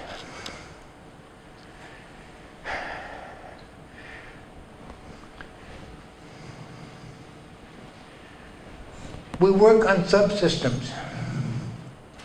We don't ever do therapy or research on whole systems. We don't do research on the cosmos. We leave that to the astronomers. So what we're doing is always partial knowledge. It's always decontextualized. Because I study this couple. I'm taking this couple, but they're a member of a family. They're a member of a community, of a church. I'm taking them in our context. So all of our research is always out of context of a larger context. Does that make any sense? Because it's just important to have this. Because when I sit with you, we can understand. I can create a story about this couple. Maybe useful, never true, maybe useful, but at the same time, I got to infer, as Dorothy alluded to, other relationships of which they're a part. Very important piece. Very important piece. It's all connected. When I'm doing family therapy, individual therapy, I'm doing chemotherapy. I'm changing their chemistry. I'm changing their chemistry. Now,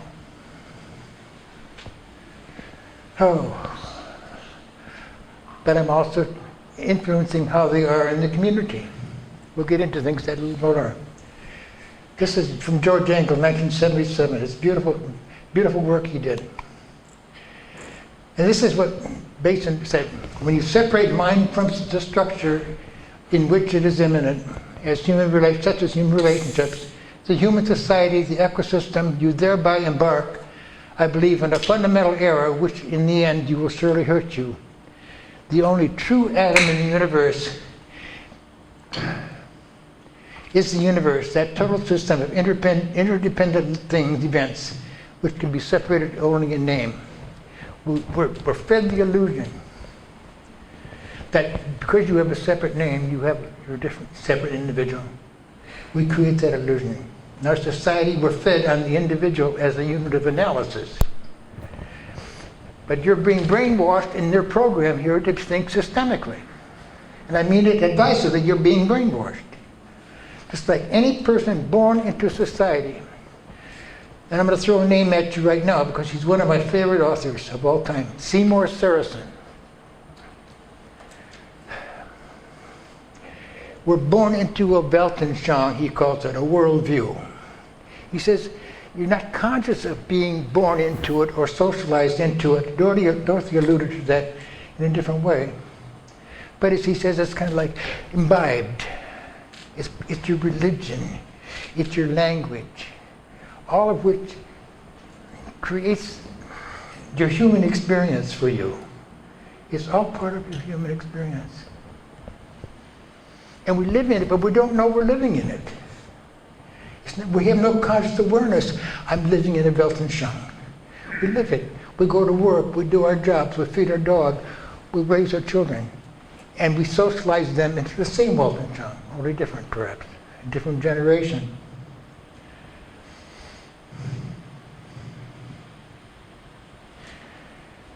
And we're also aware, maybe, where are we here? I want to go back here a bit. You've got to bear with me. Sometimes I get ahead of myself, sometimes I get behind myself. And I have to make some coherence out of the whole thing. So, in our attempts to know and understand, we often punctuate pieces of the whole by creating distinctions. For example, we might punctuate a piece of the earth system as a mountain. In doing so, we also create other entities without which the concept of mountain is meaningless. It necessitates discerning what we call a valley or a plain. Those two are related. You can't think of one without the other. What is important to remember is that in defining an entity as a system, one necessarily describes relationships. It's all about relationships, period.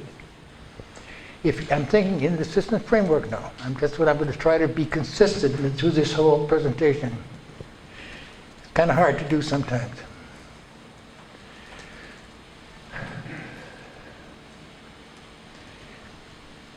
As I said earlier, we tend to see the individual as the primary unit of analysis. The systems theorists, therapists, and consultants attempted to observe and understand what was going on out there in the family organizations, relationships they targeted. When this field began, we began to study families from the modernist perspective as observers outside them. I'm outside your family system. I'm not a member of it.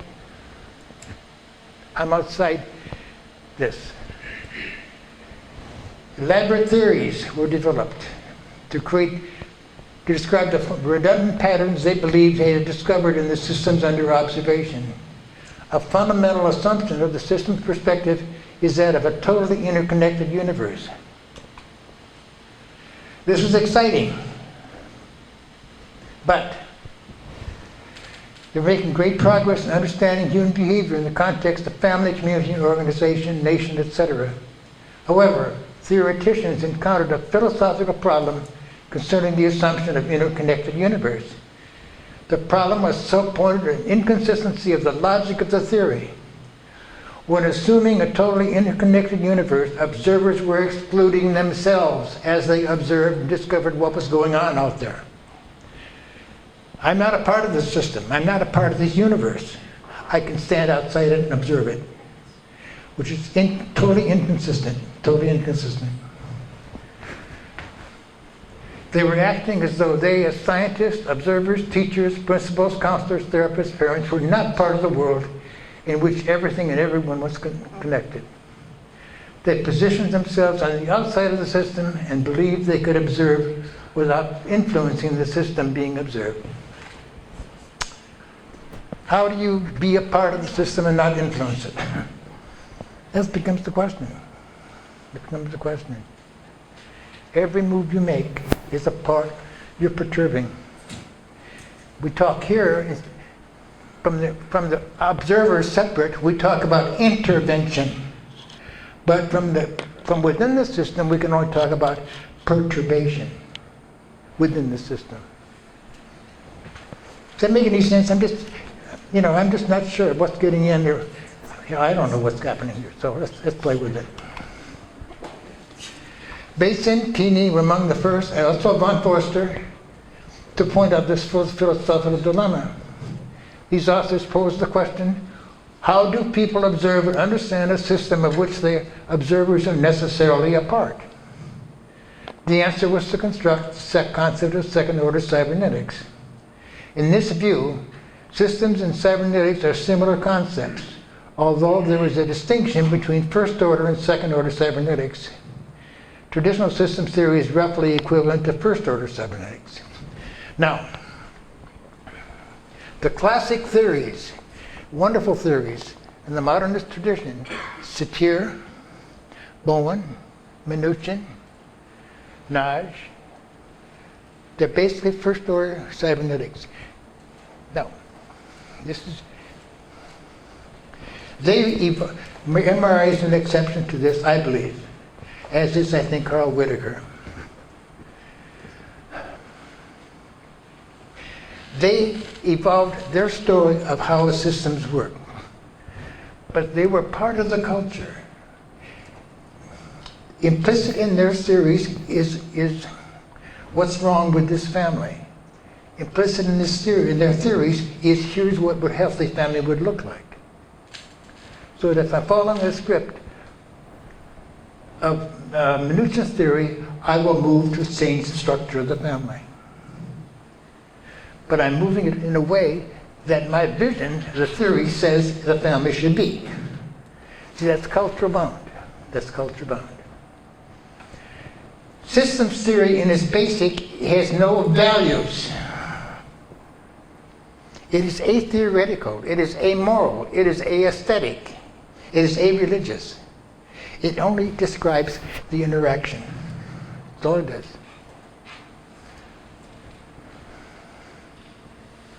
Which means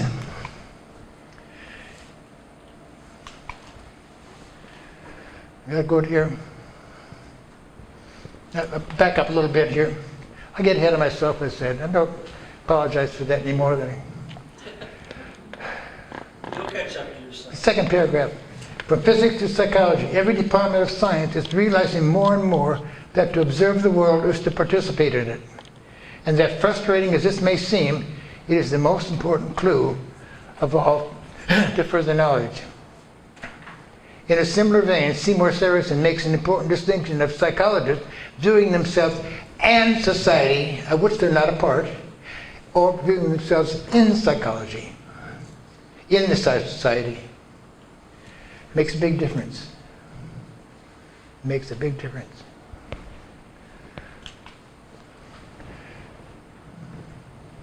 Love this quote from Minuchin. I'll let you read it.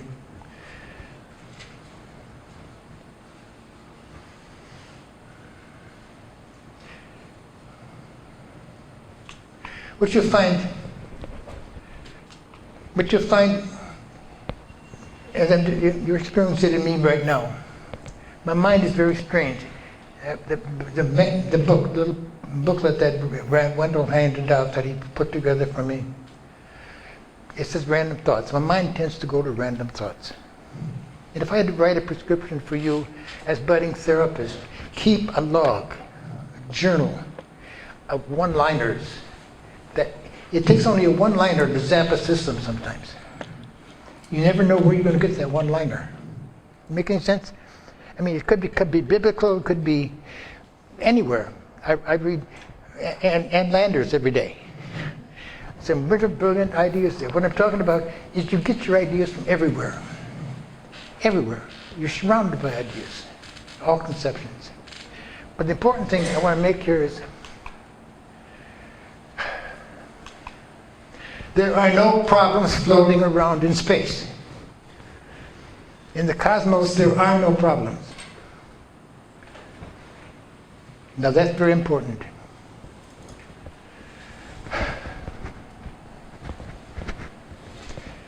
If that's true, then what the hell are we doing as therapists? Okay? What are people bringing to us as therapists? Where the hell are they coming from? They're coming from the Weltanschauung of our society. They're being socialized into us. For example, also, please note that animals in the wild do not experience psychological problems. They don't have relationship problems. They live their lives. Now you could say, but between species there's competition. But notice that's our punctuation. You can call that competition, or you can call it a kind of form of cooperation. Without us screwing around with it, they get along very nicely. The right balance of animals, of different kinds of animals and fish and the fishes, it all balances out. So, I don't know where I'm going with this, but hang on with me.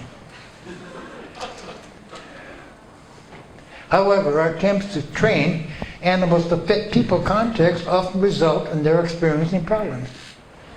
The variety of whisperers have evolved that may describe a benign way to socialize them to live harmoniously with us. Socialize people to live harmoniously with us. Fascinating. Because it seems like as people, we're trying to control nature. But we're part of nature. We're going to control ourselves. That's part of the dilemma as well. You see, get the sense of what I'm saying here. It's all part of the same scenario, and we're all part of the script. We are asked to solve problems that evolve in the socialization process. All societies, cultures have prescriptions for the way people are supposed to be, feel, and do, and what they're not supposed to feel, feel, and do. They have prescriptions, read values about how marriages, families, and communities are supposed to be and not supposed to be. These supposed to be's and not supposed to be's reflect values. Natural process. We cannot not do this. I think that's true now. We have to find our way of living with each other. Something that the animals don't have a problem doing. It's very strange. Very strange. And we have this great ability to think and conceptualize. Makes me think, maybe that's the punishment of Adam and Eve for being kicked out. Maybe they were able to get along better without having what we have to do. We have to generate our own knowledge right now. It's just a strange process. You start thinking about it in depth. It just opens up so many things. It opens up the world in many ways. But there are certain ways you're supposed to be, and there are always deviations from the prescriptions of the supposed to be's. We see it all around us. This is what something Gregory Bates in one of his metalogs says. In any system, take any room in your house, okay? There are more ways for things to be disorganized than there are for ways to be organized. Because once you establish a certain order, you notice what? Any small deviation from that order. Like in a relationship. You know, we have, any relationship involves a way to get along. Any relationship. We've met for the first time, we exchange a few things. Haley describes this beautifully in one of her books. And we choreograph a dance together, metaphorically. Wow. And then all of a sudden I do something weird. And that confuses him. That's a deviation. You're not the way you're supposed to be with me, the way contractually. And many couples, when they get married during courtship, they're very successful being courting.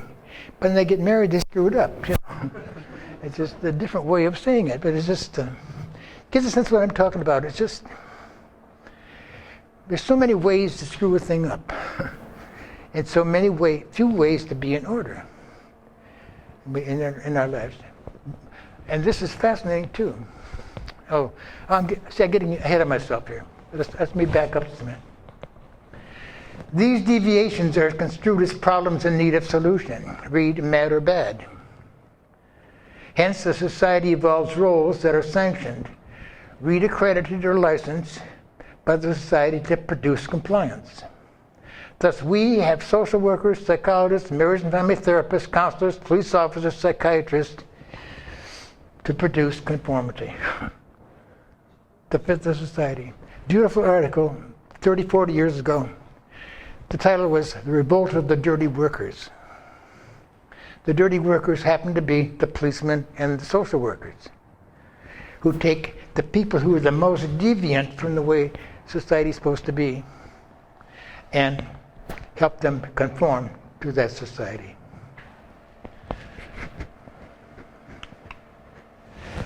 As we attempt to help people solve problems, I think it's important to be aware where their problems come from and how, from a systemic point of view, their problems make sense. I believe that stories about how problems evolve in the process of well-intended yet crazy-making attempts to socialization may enhance our ability to help. How do we beat problems? Where do they come from? We sit with a person and we say, we work on a problem, but we don't spend much time thinking about how problems come to be. As I said, they're part of the development, John. But it's important to note that these deviations supposed to be are not anomalies. In a systems framework, no behavior is an anomaly. It evolves in a context and makes sense in that context. That's important. So as a therapist, sitting this way, even with an individual, how does this problem make sense in the context of network of relationships, in the context of his ideology?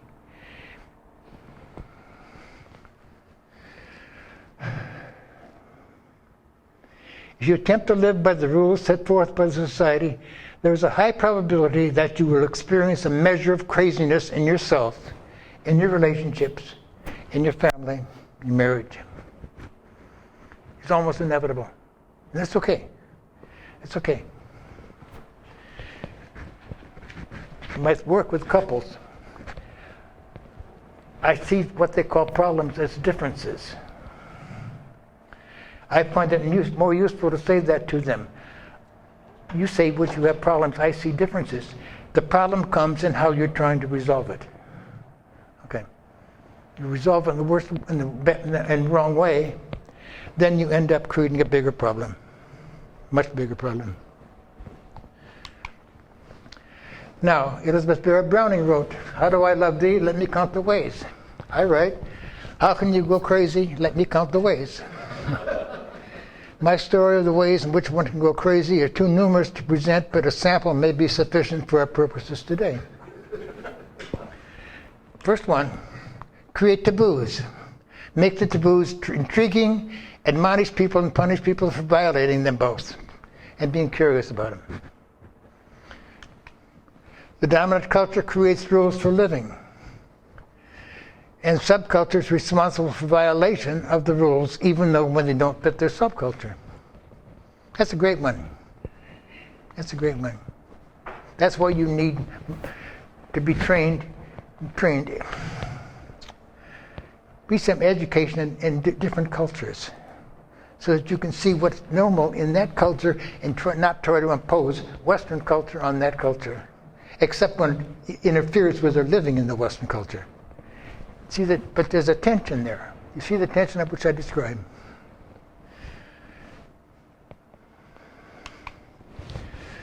We put people in be spontaneous paradoxes. This book, Change, by Václav Weekland-Fish, is a classic too.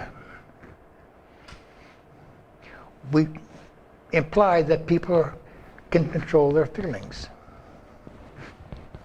It's like trying to go to sleep at night. What happens when you try to go to sleep at night? You stay awake more. What happens when you try to not be depressed? Or try not to be anxious, or try not to worry? Virginia Satir says this very well. She says, those feelings are not a problem. It's when we try not to feel those feelings that we have a problem. So then we become depressed about our depression, anxious about our anxiety, worried about our worrying. And one of the basic tools in therapy from a systemic framework is to normalize. To let them know that what they're feeling in this context, under these conditions, is what they should be feeling. They are probably personally pathologizing that. That's so important. That's the basic essence.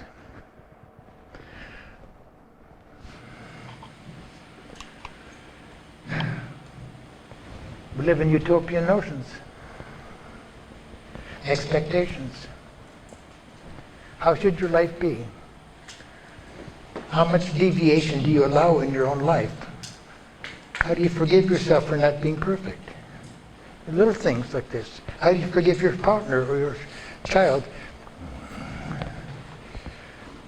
The child may want to be 12 years old when they're 10. How do you normalize that? You know, it's a simple kind of concept. In essence, there's a reverse approach to diagnosis. Very important book. We may define as mentally ill any person who does not have perfect mental health. And we may define perfect mental health in terms of such rigorous standards that it's a condition notable for its absence rather than its presence in a majority of the population at a given time. Very important. Wow.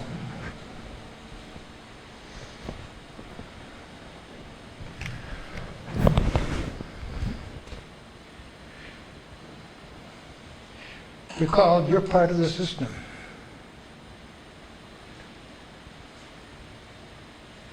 You're a mental health professional, a relationship health professional.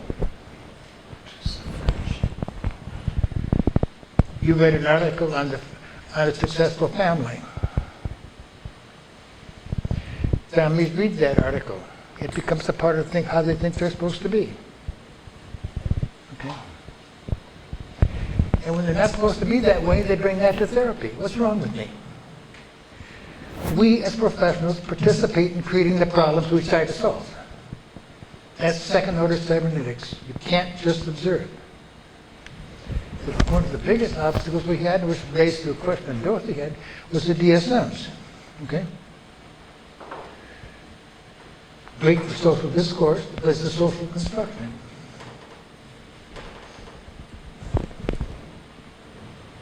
As Picard, the DSM-4 and the DSM-5 are very different. But each DSM activates certain mental conditions as it becomes part of the culture. And they begin to think in it. In DSM-4, bipolar was a popular item. DSM-5, trauma is now the hot item. But this is because it's in the press. It's all over the world. And we internalize this. And clients internalize it to the point where Whereas there are some legitimate traumatic events, almost any glitch in life has become construed as a trauma.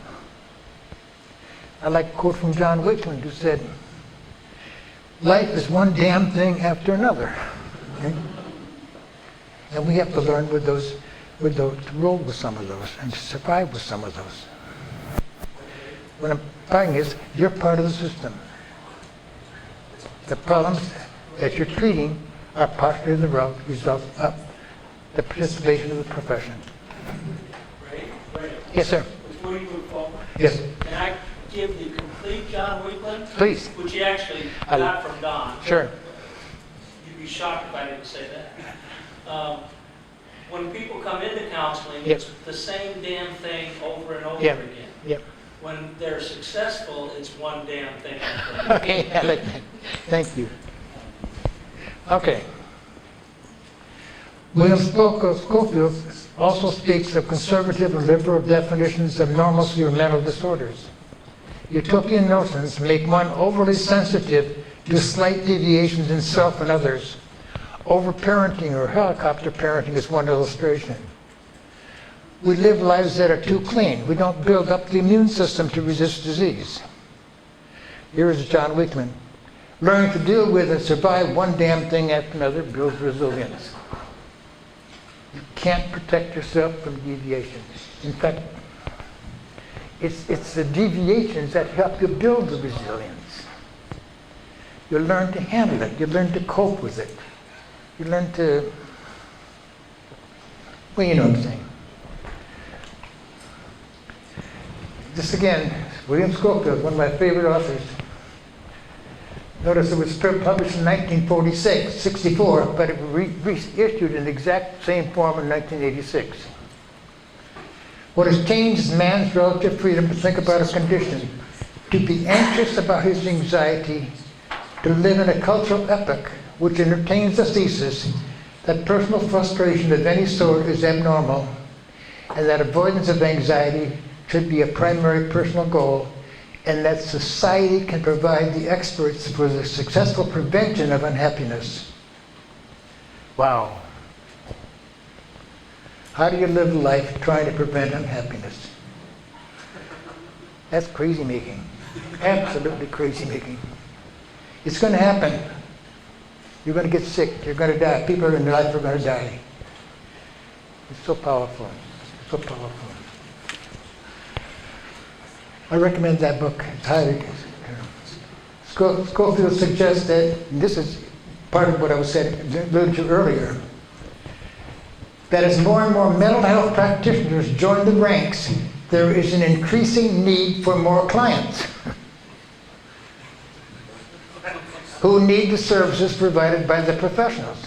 Thus, as more professionals rely for their livelihood on clientele in need of their services, more and more clients appear, as Schofield suggests, invented by the narrowing range of what constitutes normalcy. Produce more therapists, we'll have more people in need of therapy. And the range of normalcy becomes smaller. Wow. Interesting. No, this, another of my favorite authors, Alan Watts. Title of the book, read it, please. The book. That's it. An analogy that describes the process of self-scrutiny or trying to live a too finely honed life that successfully prevents unhappiness. In the live television performance, Watts instructed the cameraman to turn the camera on the monitor, thereby creating an oscillation pattern on the monitor. Watts advised the viewing audience, there's nothing wrong with your TV sets. We are looking at what we are doing so closely that we get all these jitters. Okay? And that's what happens to you when you get anxious. You'll also get jitters when you self-consciously look at what we are doing too closely. How do we create problems? This is part of the Weltanschauung of our society. It's different for different cultures, different societies, but this is part of the Weltanschauung.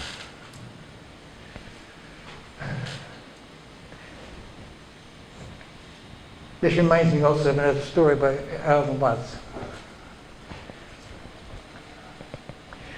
One of them asked me about it earlier. He mentioned that we were driving in the car, and he was telling the story of the Chinese farmer. That horse. And one day the horse ran away. And the neighbors came over and says, "Oh, that's too bad, your horse ran away." And the farmer says, "Maybe, perhaps." The next day the horse came back brought with it 7 other wild horses.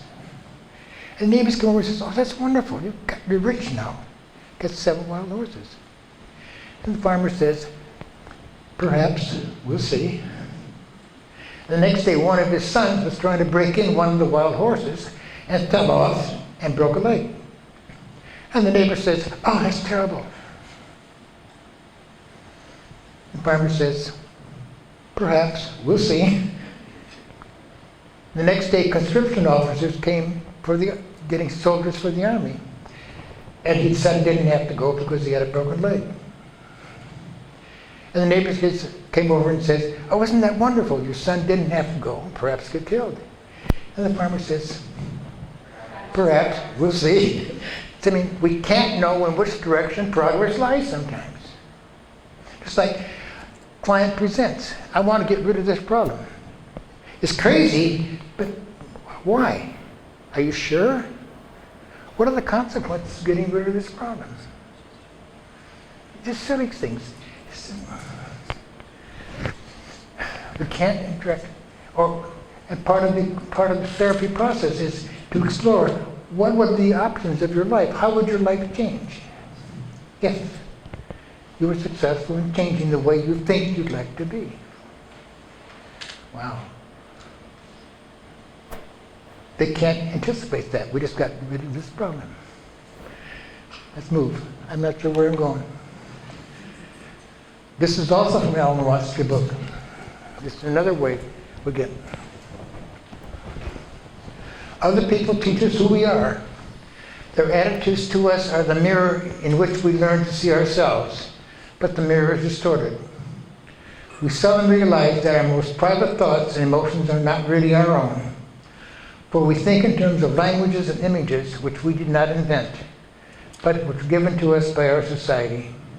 Our social environment has this power because we do not exist apart from that society. Society is our extended mind and body.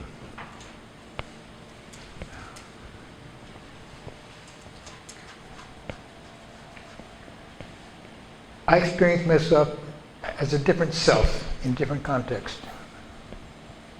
You ever had that feeling? With people you really like, you experience yourself differently. Other people teach us who we are. It's not spontaneously generated from within. Although we look at how you're relating to me, I relate to you as though you're relating to me as though I am. But that generates my story about myself. Powerful, powerful statement. Continuing on once. Yet the very society from which the individual is inseparable is using its whole irresistible force to persuade the individual that he is indeed separate. Society, as we now know it, is therefore playing a game with self-contradictory rules. The more successfully this community plants this feeling, the more trouble it has in getting the individuals to cooperate, with the result that children raised in such an environment are almost always permanently confused. You're part of our society, but I insist you see yourself as independent. And if you fail, it's your fault, nothing in the society fails you. It's meaningful. I'm just rambling here. But I need questions or anything else. Please stop me. Help. Let me pause this for one. I need help. Kelly. Yes. Yep. Kelly is monitoring things being said by the people on the live feed. Oh, okay. Sorry. And Garcia. What's Garcia's first name? Katie Garcia, one of our doc student graduates in Shreveport, wanted to ask the question Kelly is now going to read. I'll look it up. Live stream sound. Oh, you want me to? That's right. Both, yeah. This one goes out to the world, the next one. I'll take this, thank you. Okay. Get it close though, so we can still hear. Oh, okay. Hi, I'm Kelly. Hi, Ray. Hi, so the question is, you mentioned that disciplines such as math, science, and medicine are discovering that we are all participants in that which we observe. In the current climate of evidence-based research and the seeming need to prove our effectiveness in a quantitative fashion, how should postmodern, non-pathologizing family therapy researchers proceed? Okay.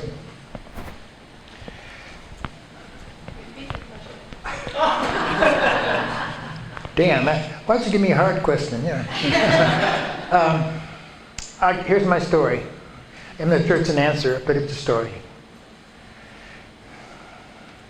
We will continue to do research in the empirical, quantitative kind of research. We will always do that.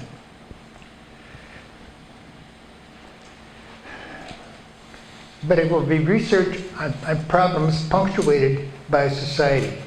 Okay? That's the key part. We will produce results, and those results will be facts. But they're facts from within the boundaries of how the research was done. Okay? That's the key part. Another researcher can do another study asking different questions but produce a very different result. That is also a fact. Okay? The question, and I gotta address it for therapy. Facts are framework specific. There are no universal facts that I know of, perhaps, except in my mind, the systems perspective, okay? Which builds a theory, but I'm not sure that's true. We'll continue to do that. This opens up another question, but I'm not directing this. I'm not sure. Do you think I'm tapping the question or not? Okay. I'd say I'm not sure. If she could follow up, give me more information, I could do that. Because it's Stephen Barter, a philosopher of science, a good friend of ours from years ago, taught us this basically. You can have facts that are absolutely contradictory, but they're facts. They're absolutely facts by empirical research, and there's no problem with that. It's just, but we have to discern what will be useful in this context. Which fact can I activate to solve this problem or this purpose? It's just not simple.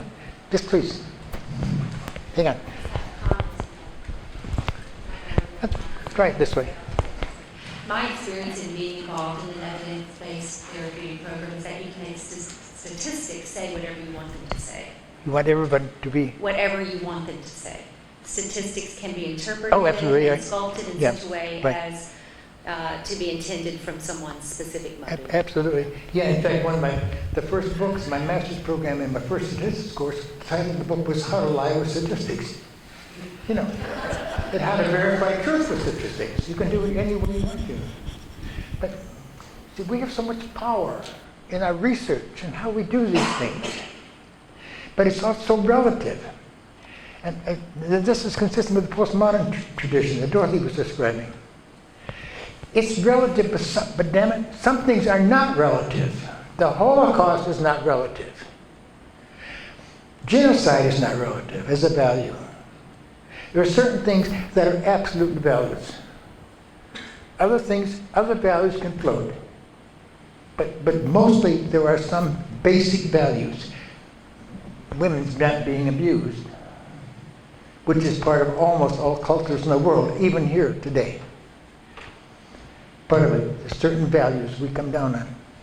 But yes, I go on tangents and things, but I think somewhere you might see a connection. So, but please, I need help. Help me. I'll just go on here then. Okay. That's what I do to my clients sometimes. We get to an impasse, We sit with each other and look at each other. I need help. What's going on now? It's okay to have a dialogue with your clients. You don't have to be stuck. Or you can go out and say, I'm stuck with my client. I'm going to go talk with Dr. Shannon. Why the hell not talk to your client first? I feel stuck. You feeling stuck too? Let's talk about being stuck with each other. It's a perfect legitimate thing to do. And it's very respected by your clients. Because they're probably feeling the same thing. It's amazing little things.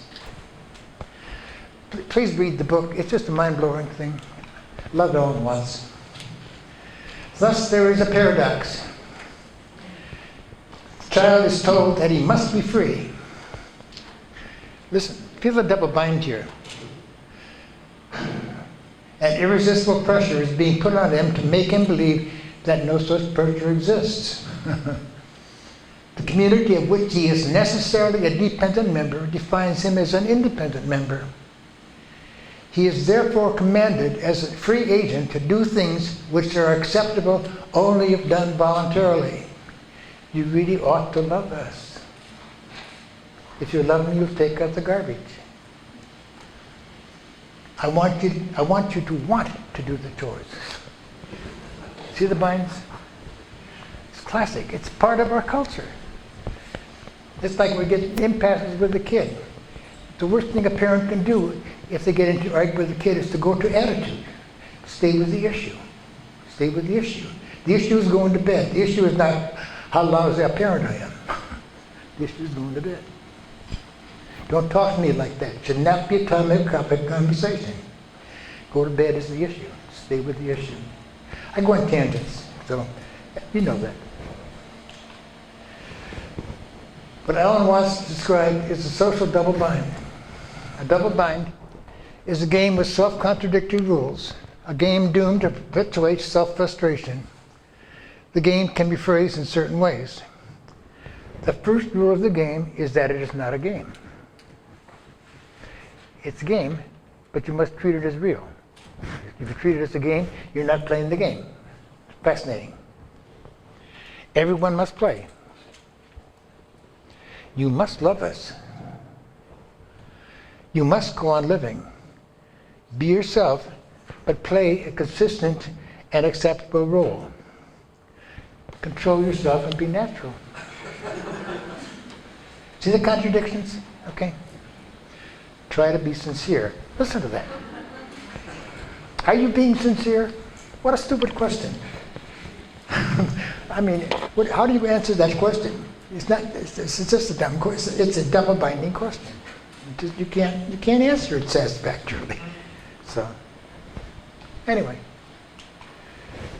this is enough to illustrate in many ways there are to go crazy, into crazy marriages and crazy families. All right, we'll go on to a little bit of therapy in just a minute, but help me here. Got some questions, thoughts? Please, I'm coming.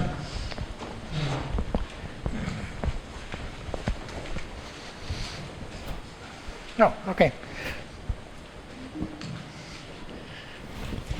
At the beginning of your presentation, you mentioned that system theory is more closely related to first-order cybernetics. Right. Can you elaborate more on that? What was more related to first-order cybernetics? I'm not sure. Help me. I'm not sure what you're referring to.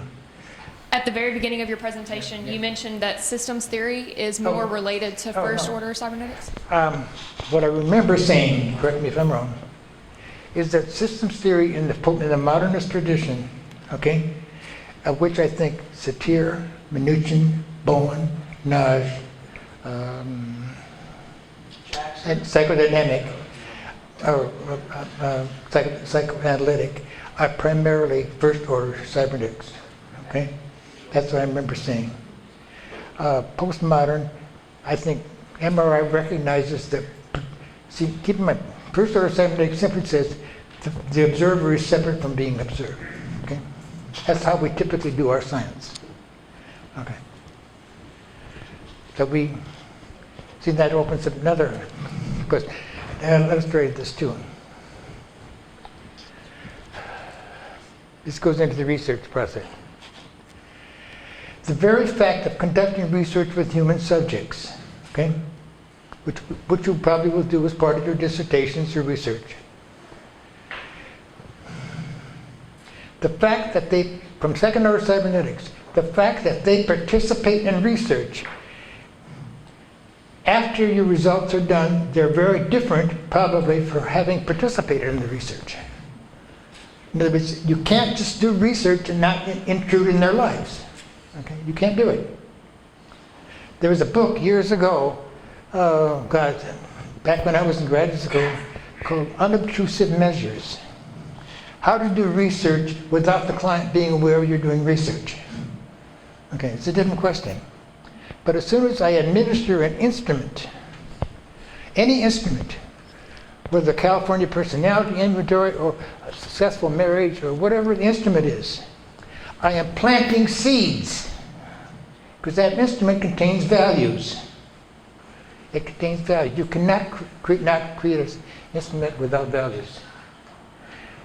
And that's part of society. If you look at the psycholiterature and list of all the exams, there are upwards of 20,000 psychological instruments available to measure various aspects of different things. And there are probably half as many instruments to measure marriages, and couples, families, parenting. And they're all planting seeds. That's part of the Weltanschauung of how problems evolve in our society. So, anyway. We've got a question. Wendel, I need the mic. I guess he's going to ask a question. I'm sorry? I need to get the okay, sure. from Wendel.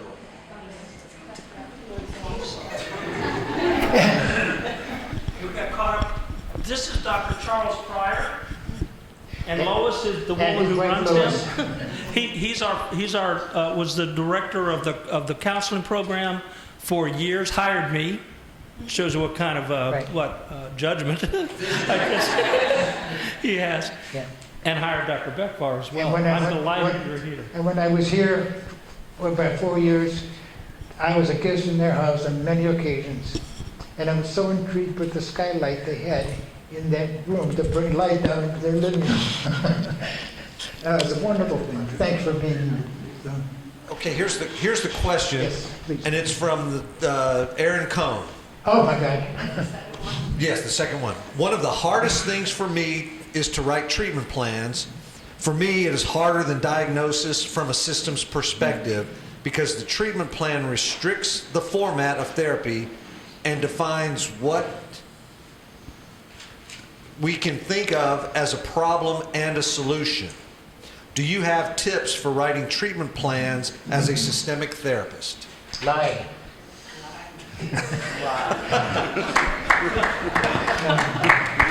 I can't. This is a question similar to the question that Dorothy had a little while ago. Aaron, by the way, is one of my externs in St. Louis. We meet once a month and we consult and so on and so forth. He's a great man, just doing great researcher.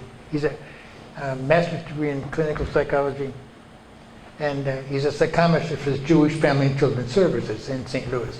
And the answer is, I don't know. But I know this. There's an article in JMFT, I can't tell you about, from 1995, called Temptations of Power and Certainty. This is a question I referred to earlier. He talks about how we are. He used the analogy of the therapist as an imperial power and the client as the native being colonized. And do we come in with our theories to colonize them? Okay, like the British attempted to colonize India, and the British are the most historic colonizer that the history of the world has ever known. Except maybe Rome. He writes this in another article, and this was in Journal of Systemic Therapies, asking the DSM to do more than it was intended to do. He says, I don't treat what I diagnose. Okay? I don't treat what I diagnose. But he's going into narrative modes of treatment here. He's a psychologist in Vancouver, by the way. To answer Aaron, truthfully, I got to answer Aaron this way. I don't know. It's a double bind. Particularly if you work in an agency. In private practice, I think you have more latitude. As Dorothy says, she doesn't do insurance. I don't do insurance. That frees me up. This also illustrates the power of the politics and the economics are controlling our profession. Okay? They're just so permeating it. How do you write a treatment plan?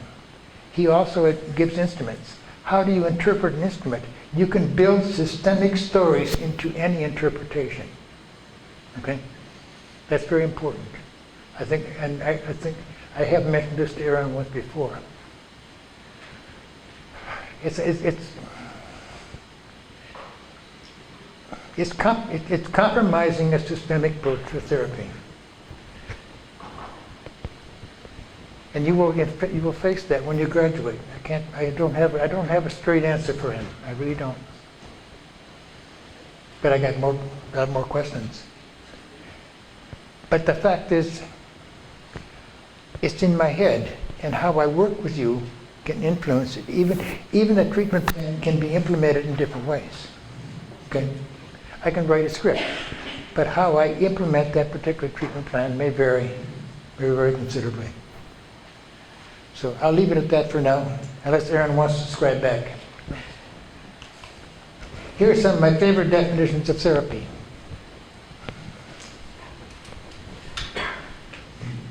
I like Von Forster's expansion of life's options is the essence of therapy. And if you're restricted by a story, if you believe that the story is the only story of your life, then you don't have many options. Stories, life is stories we live by, psychopathology are stories gone mad, psychotherapy, exercise, and story repair. That's from, I can't remember his name. Therapy is the process of replacing problems they can't solve with problems they can solve. I like that one by Milton Erickson. What problems do you want to leave here with today? Okay? That are better than the problems you have before. Therapy is a process of learning to live with life's problems. A problem-free life is not possible. For people led by mental health practitioners, they're very adept at creating new and more challenging problems. Yeah. From a systemic framework, Dorothy mentioned this, change in context, or a change in the behavior of one member of a context which can resonate like throwing a pebble in the stream. The dilemma is they won't like it. They won't like it. Fessinger's theory of cognitive dissonance comes into play. They will be confused. They won't know how to be with you. Van, you've changed. I don't know how to be with you anymore. That's right. Therefore, I want you to change back, even though I said originally that I wanted you to change. Now, if you won't change back the way you were, I may ostracize you. Or I may end the relationship. But if you can persist, and if the rest of the people in the context can't leave the field, the system may evolve. May evolve. So one person can have the power, but he has to overcome incredible pressure to stay the same. Not because the way he's been is just like, not because the way he's been is wonderful, but they don't know what to do with him anymore. One more thing. An alcoholic all of a sudden becomes sober. He moves back into the family, and the family doesn't know what the hell to do with him. He tries to become a parent now after being not a parent for 20 years. I mean, it's just incredible things. Please, I'm sorry. Well, I just wanted to go a little bit on what you said, because oftentimes I hear you can't. Is that on? I believe it is. Yes. Okay. I see the light. Okay. Some people say that you can't work systemically with one person. you just showed that you can do that, because if one person changes, the ramifications throughout the system can occur. Yeah.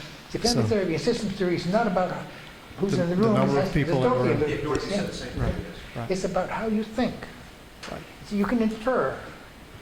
Just listen to this moment. It's so easy to infer relationships. It's so easy. Oh, my husband is an asshole. Or he's a bastard. Now, notice the metaphor. I can infer the relationship by the metaphor she's using to describe her husband. She's a bitch. How does a person relate to a person who calls a bitch? See what I mean? He's worried. How do you relate to somebody you think is pathologically worried? You reassure them. I can infer the relationship. If you're depressed, and I can infer the relationship to a person who's depressed by knowing try to get you cheered up. I mean, you can infer by listening to the metaphors clients use to describe others in their world. My child is a brat. That metaphor gives me a clue about how they're probably being a parent, without even having to see them. People behave in a way that's logic to the metaphors they use. That's what, as Dorothy alluded to earlier, be careful what you use what metaphors you use. Which is why I'm very reluctant to use DSM metaphors. Because I'm creating, this is so fascinating.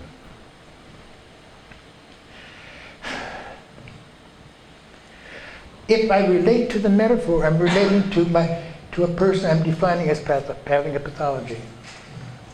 Okay?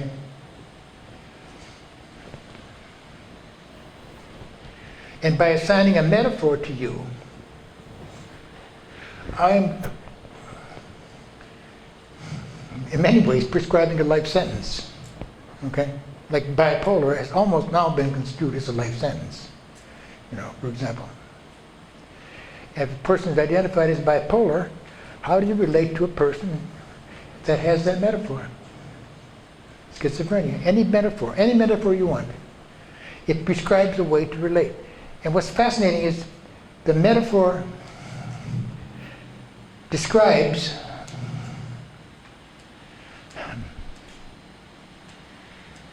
who they are, but who are they are not.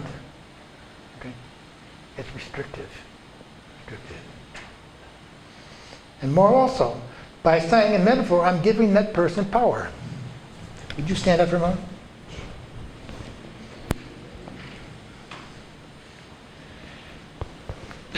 I've been diagnosed. I've just been diagnosed as having a mental illness.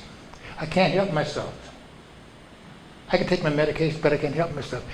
I am in coalition with my diagnosis. Okay? It gives me more power. Just like the most powerful coalition you can ever do. Thank you. Can do is a client who presents, who has, with a family who's got a coalition with God. How do you compete with that? See what I mean? But yet, this gets activated. I got a coalition with God. God tells me this is the way my family's supposed to be. Okay? It's just so many little things that over the years you pick up on. And, anyway. Oh, there it goes again. Systemic, I said this before. You normalize. There are no anomalies. The fact that you're a brat not inherit to you as a personality, but it inherits to you in the context of your family. Again, we talked about this before. You don't intervene from second order cybernetics, you perturb. You don't treat. This goes to Aaron's question. I don't treat, but yet the system that it pays me demands that I treat and come up with a treatment plan, which is a script. It's a script that may or may not fit the context. It's a script that I can't get rid of once I do it. Or maybe I can amend the script to some degree.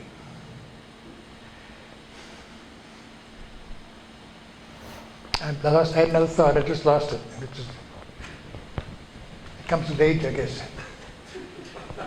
As a systemic therapist, you interject yourself in the client's redundant action and thought pattern by actions or words.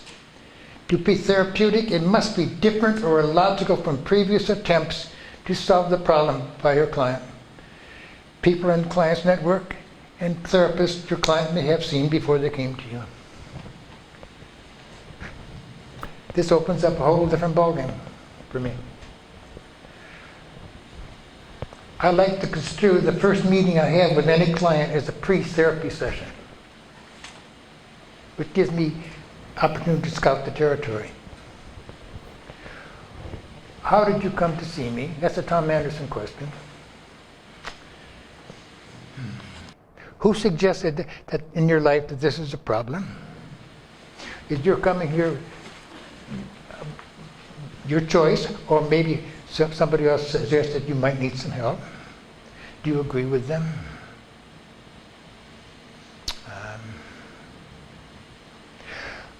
Who else are you talking to in your life about your problem?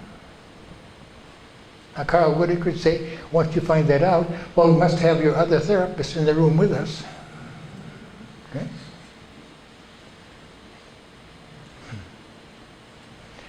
Or, what other therapist have you seen? I'm the third one. What was your experience with them like, and how what they suggested to you or what they did with you was not successful? Help me understand that. This is tricky, because if you set yourself up to say, I can succeed where others will fail, you'll blow it. I promise you, you'll blow it. You always err on the conservative side, which brings up another related issue. See, my thoughts go random. You are compassionate human beings wanting to help people. It's so seductive to see a person in extreme pain. You want to work harder and you want to zap it quicker because of the pain. You're going to blow it. That's when you have to pace it. That's when you have to slow it down. Otherwise, you're going to act with unmeditated haste. And that is almost never a good thing to do. My story. All this is my story. As a listener, you are active participant in language in the problem your client needs to solve the presenting problem. This reflects the theory you use to provide a more useful understanding, notice the word, a more useful understanding of your client's problem. The true or real understanding of your client's problem is not available from a system perspective. Moreover, whatever alternative understanding you may offer your client must structurally couple or fit your client worldview. We're listening to find out what they will hear, how they construe their world. This is Maturana and Varela. It must structurally couple with what they already believe. It has, but yet, once the structure couple, then small deviations can evolve from it. You don't look for major revolution. You're talking evolution. Evolution. Okay. If it does not structure couple, it's just noise. The most profound thought and concept in the world you can lay out in any therapy session, it's just noise unless it fits. It just doesn't fit. Ray, yes? That's one of the things I always talk about is this idea that, reframe. Reframe is really big in a lot of different professions. And it's funny to listen to people talk about, I gave this reframe in therapy. Yeah. Well, it's not a reframe if it didn't fit. That's right. It's just noise. Exactly. Exactly. It's got to fit. Just, the most wonderful thought is it's just noise. Right. It's just noise. Thank you. The story your client tells you is relative to you as you as a listener. The story is co-created. They went, oh boy. Brent Atkinson describes this very well. If you went to 10 different therapists, the same client, they probably could solve 10 different ways they could have solved the problem. But each story may be somewhat different.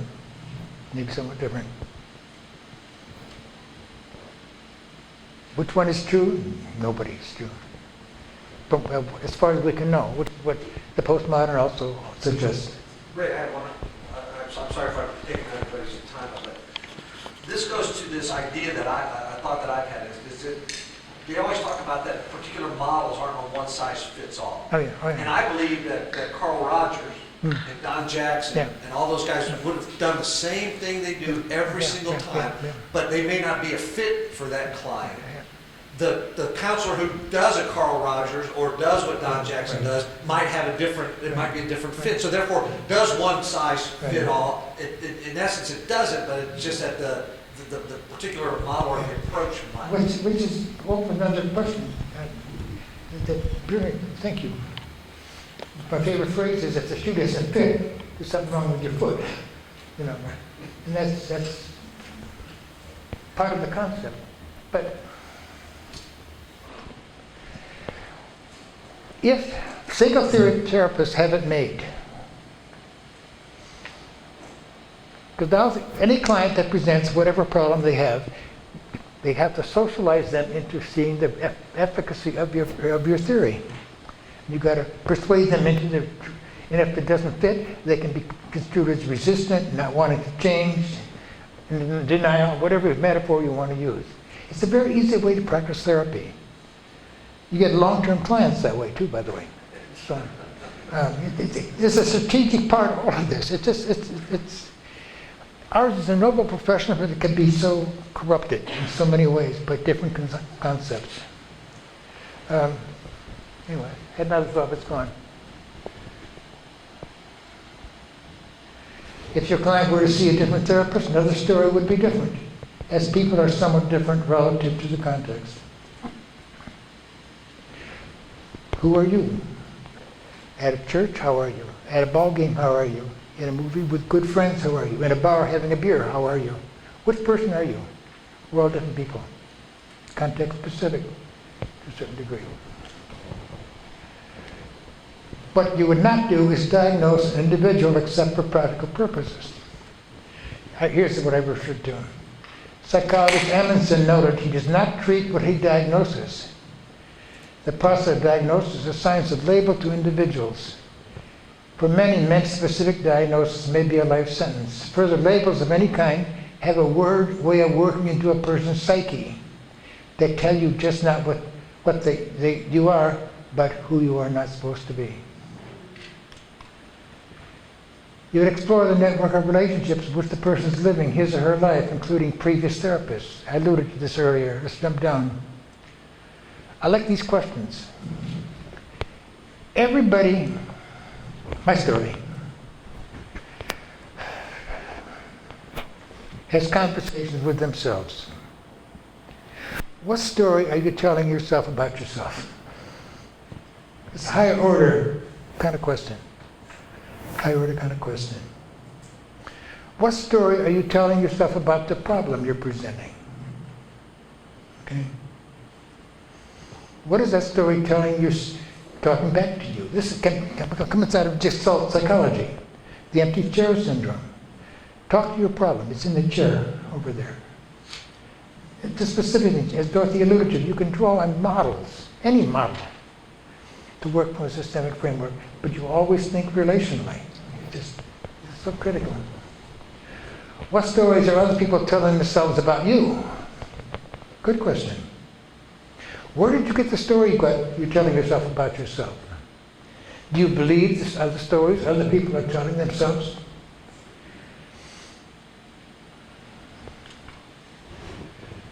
How did you manage to become a conversation piece? What are you doing that helps people tell the story they tell themselves about you? How is the problem that people believe you have useful in your relationships? How would your symptoms work? Brett Kinney had a brilliant statement, I think, in his aesthetics book.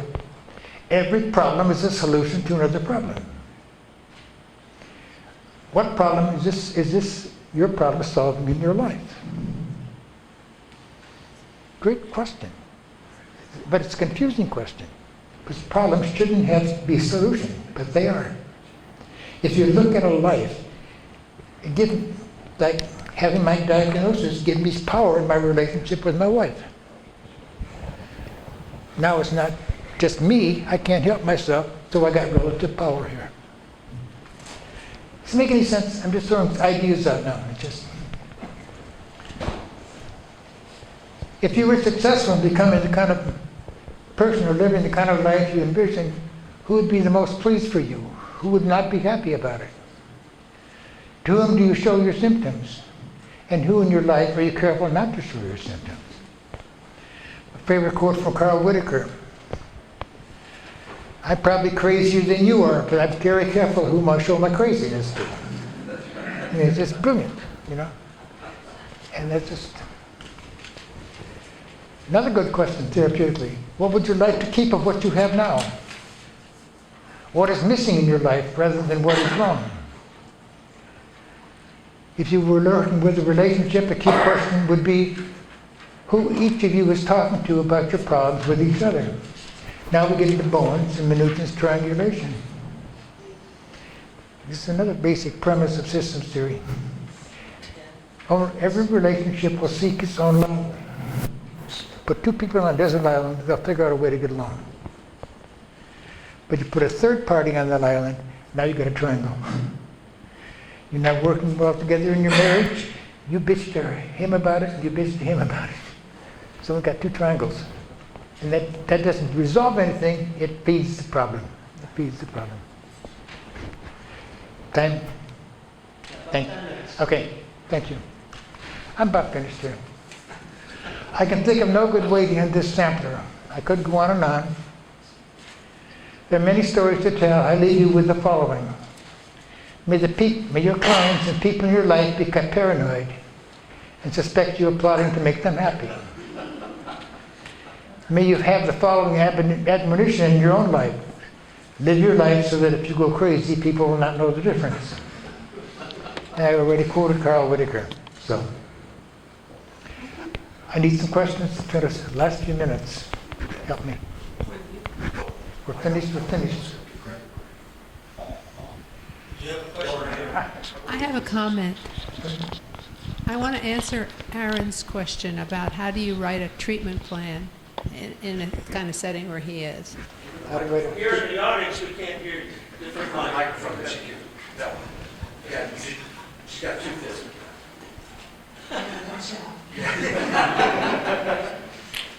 In answer to Aaron's question about writing a treatment plan, my thought is the best he could probably do is to go to a process level and talk about what he would explore and how they would work together to create some ideas that might work to help them solve the problem. Now that might not be acceptable, but that would be the best way to get around the requirements of a treatment plan. Thank you.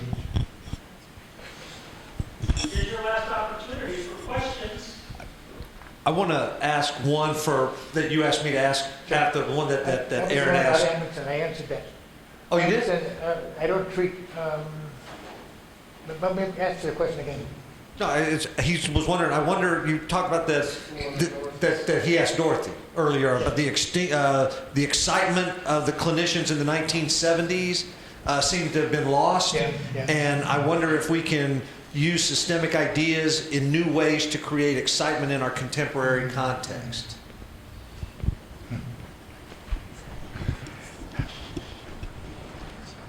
I don't know if I have an answer. I don't have an answer. Oh, I think we can do it in our lives. As we live our lives, that's very important. See, one of the key systemic ideas that gets lost, this is one I didn't mention. The greatest pathology of epistemology is to believe, which is what the Malign group says beautifully. A relationship by definition is bilateral. If I can always keep that in mind, then we will probably have fewer relationship problems. Pathology comes when I try to change that which is bilateral unilaterally. Okay. I try to get you to change while I stay the same. That's what most family therapy tries to do. Parents fix my kid, but I don't want to change. I mean, it's this constant theme throughout almost all therapy. Fix him, fix her in our daily lives. Okay. I think we could sneak it into the question, by the questions we ask in therapy. You know, and that can be part of any treatment plan. In other words, you can implement a treatment plan, but sneak in systemic questions, okay, which can really tweak it, and they won't know the difference between which was effective, which one wasn't. Okay. I don't know, Matt. I'm not sure I answered the question, but Well, this was a previous question. I know that, but yeah. Okay. And my friends, I thank you for this day. I thank you for coming. I thank you for being a good audience and listening to my diatribes and my random thoughts. And with that handout you got, you notice the random thoughts, which is the way my mind tends to work. But it doesn't take a big intervention to tweak the system. A little concept, a little movement can augment it and do a hell of a big job. So I'll leave it at that. Thank you.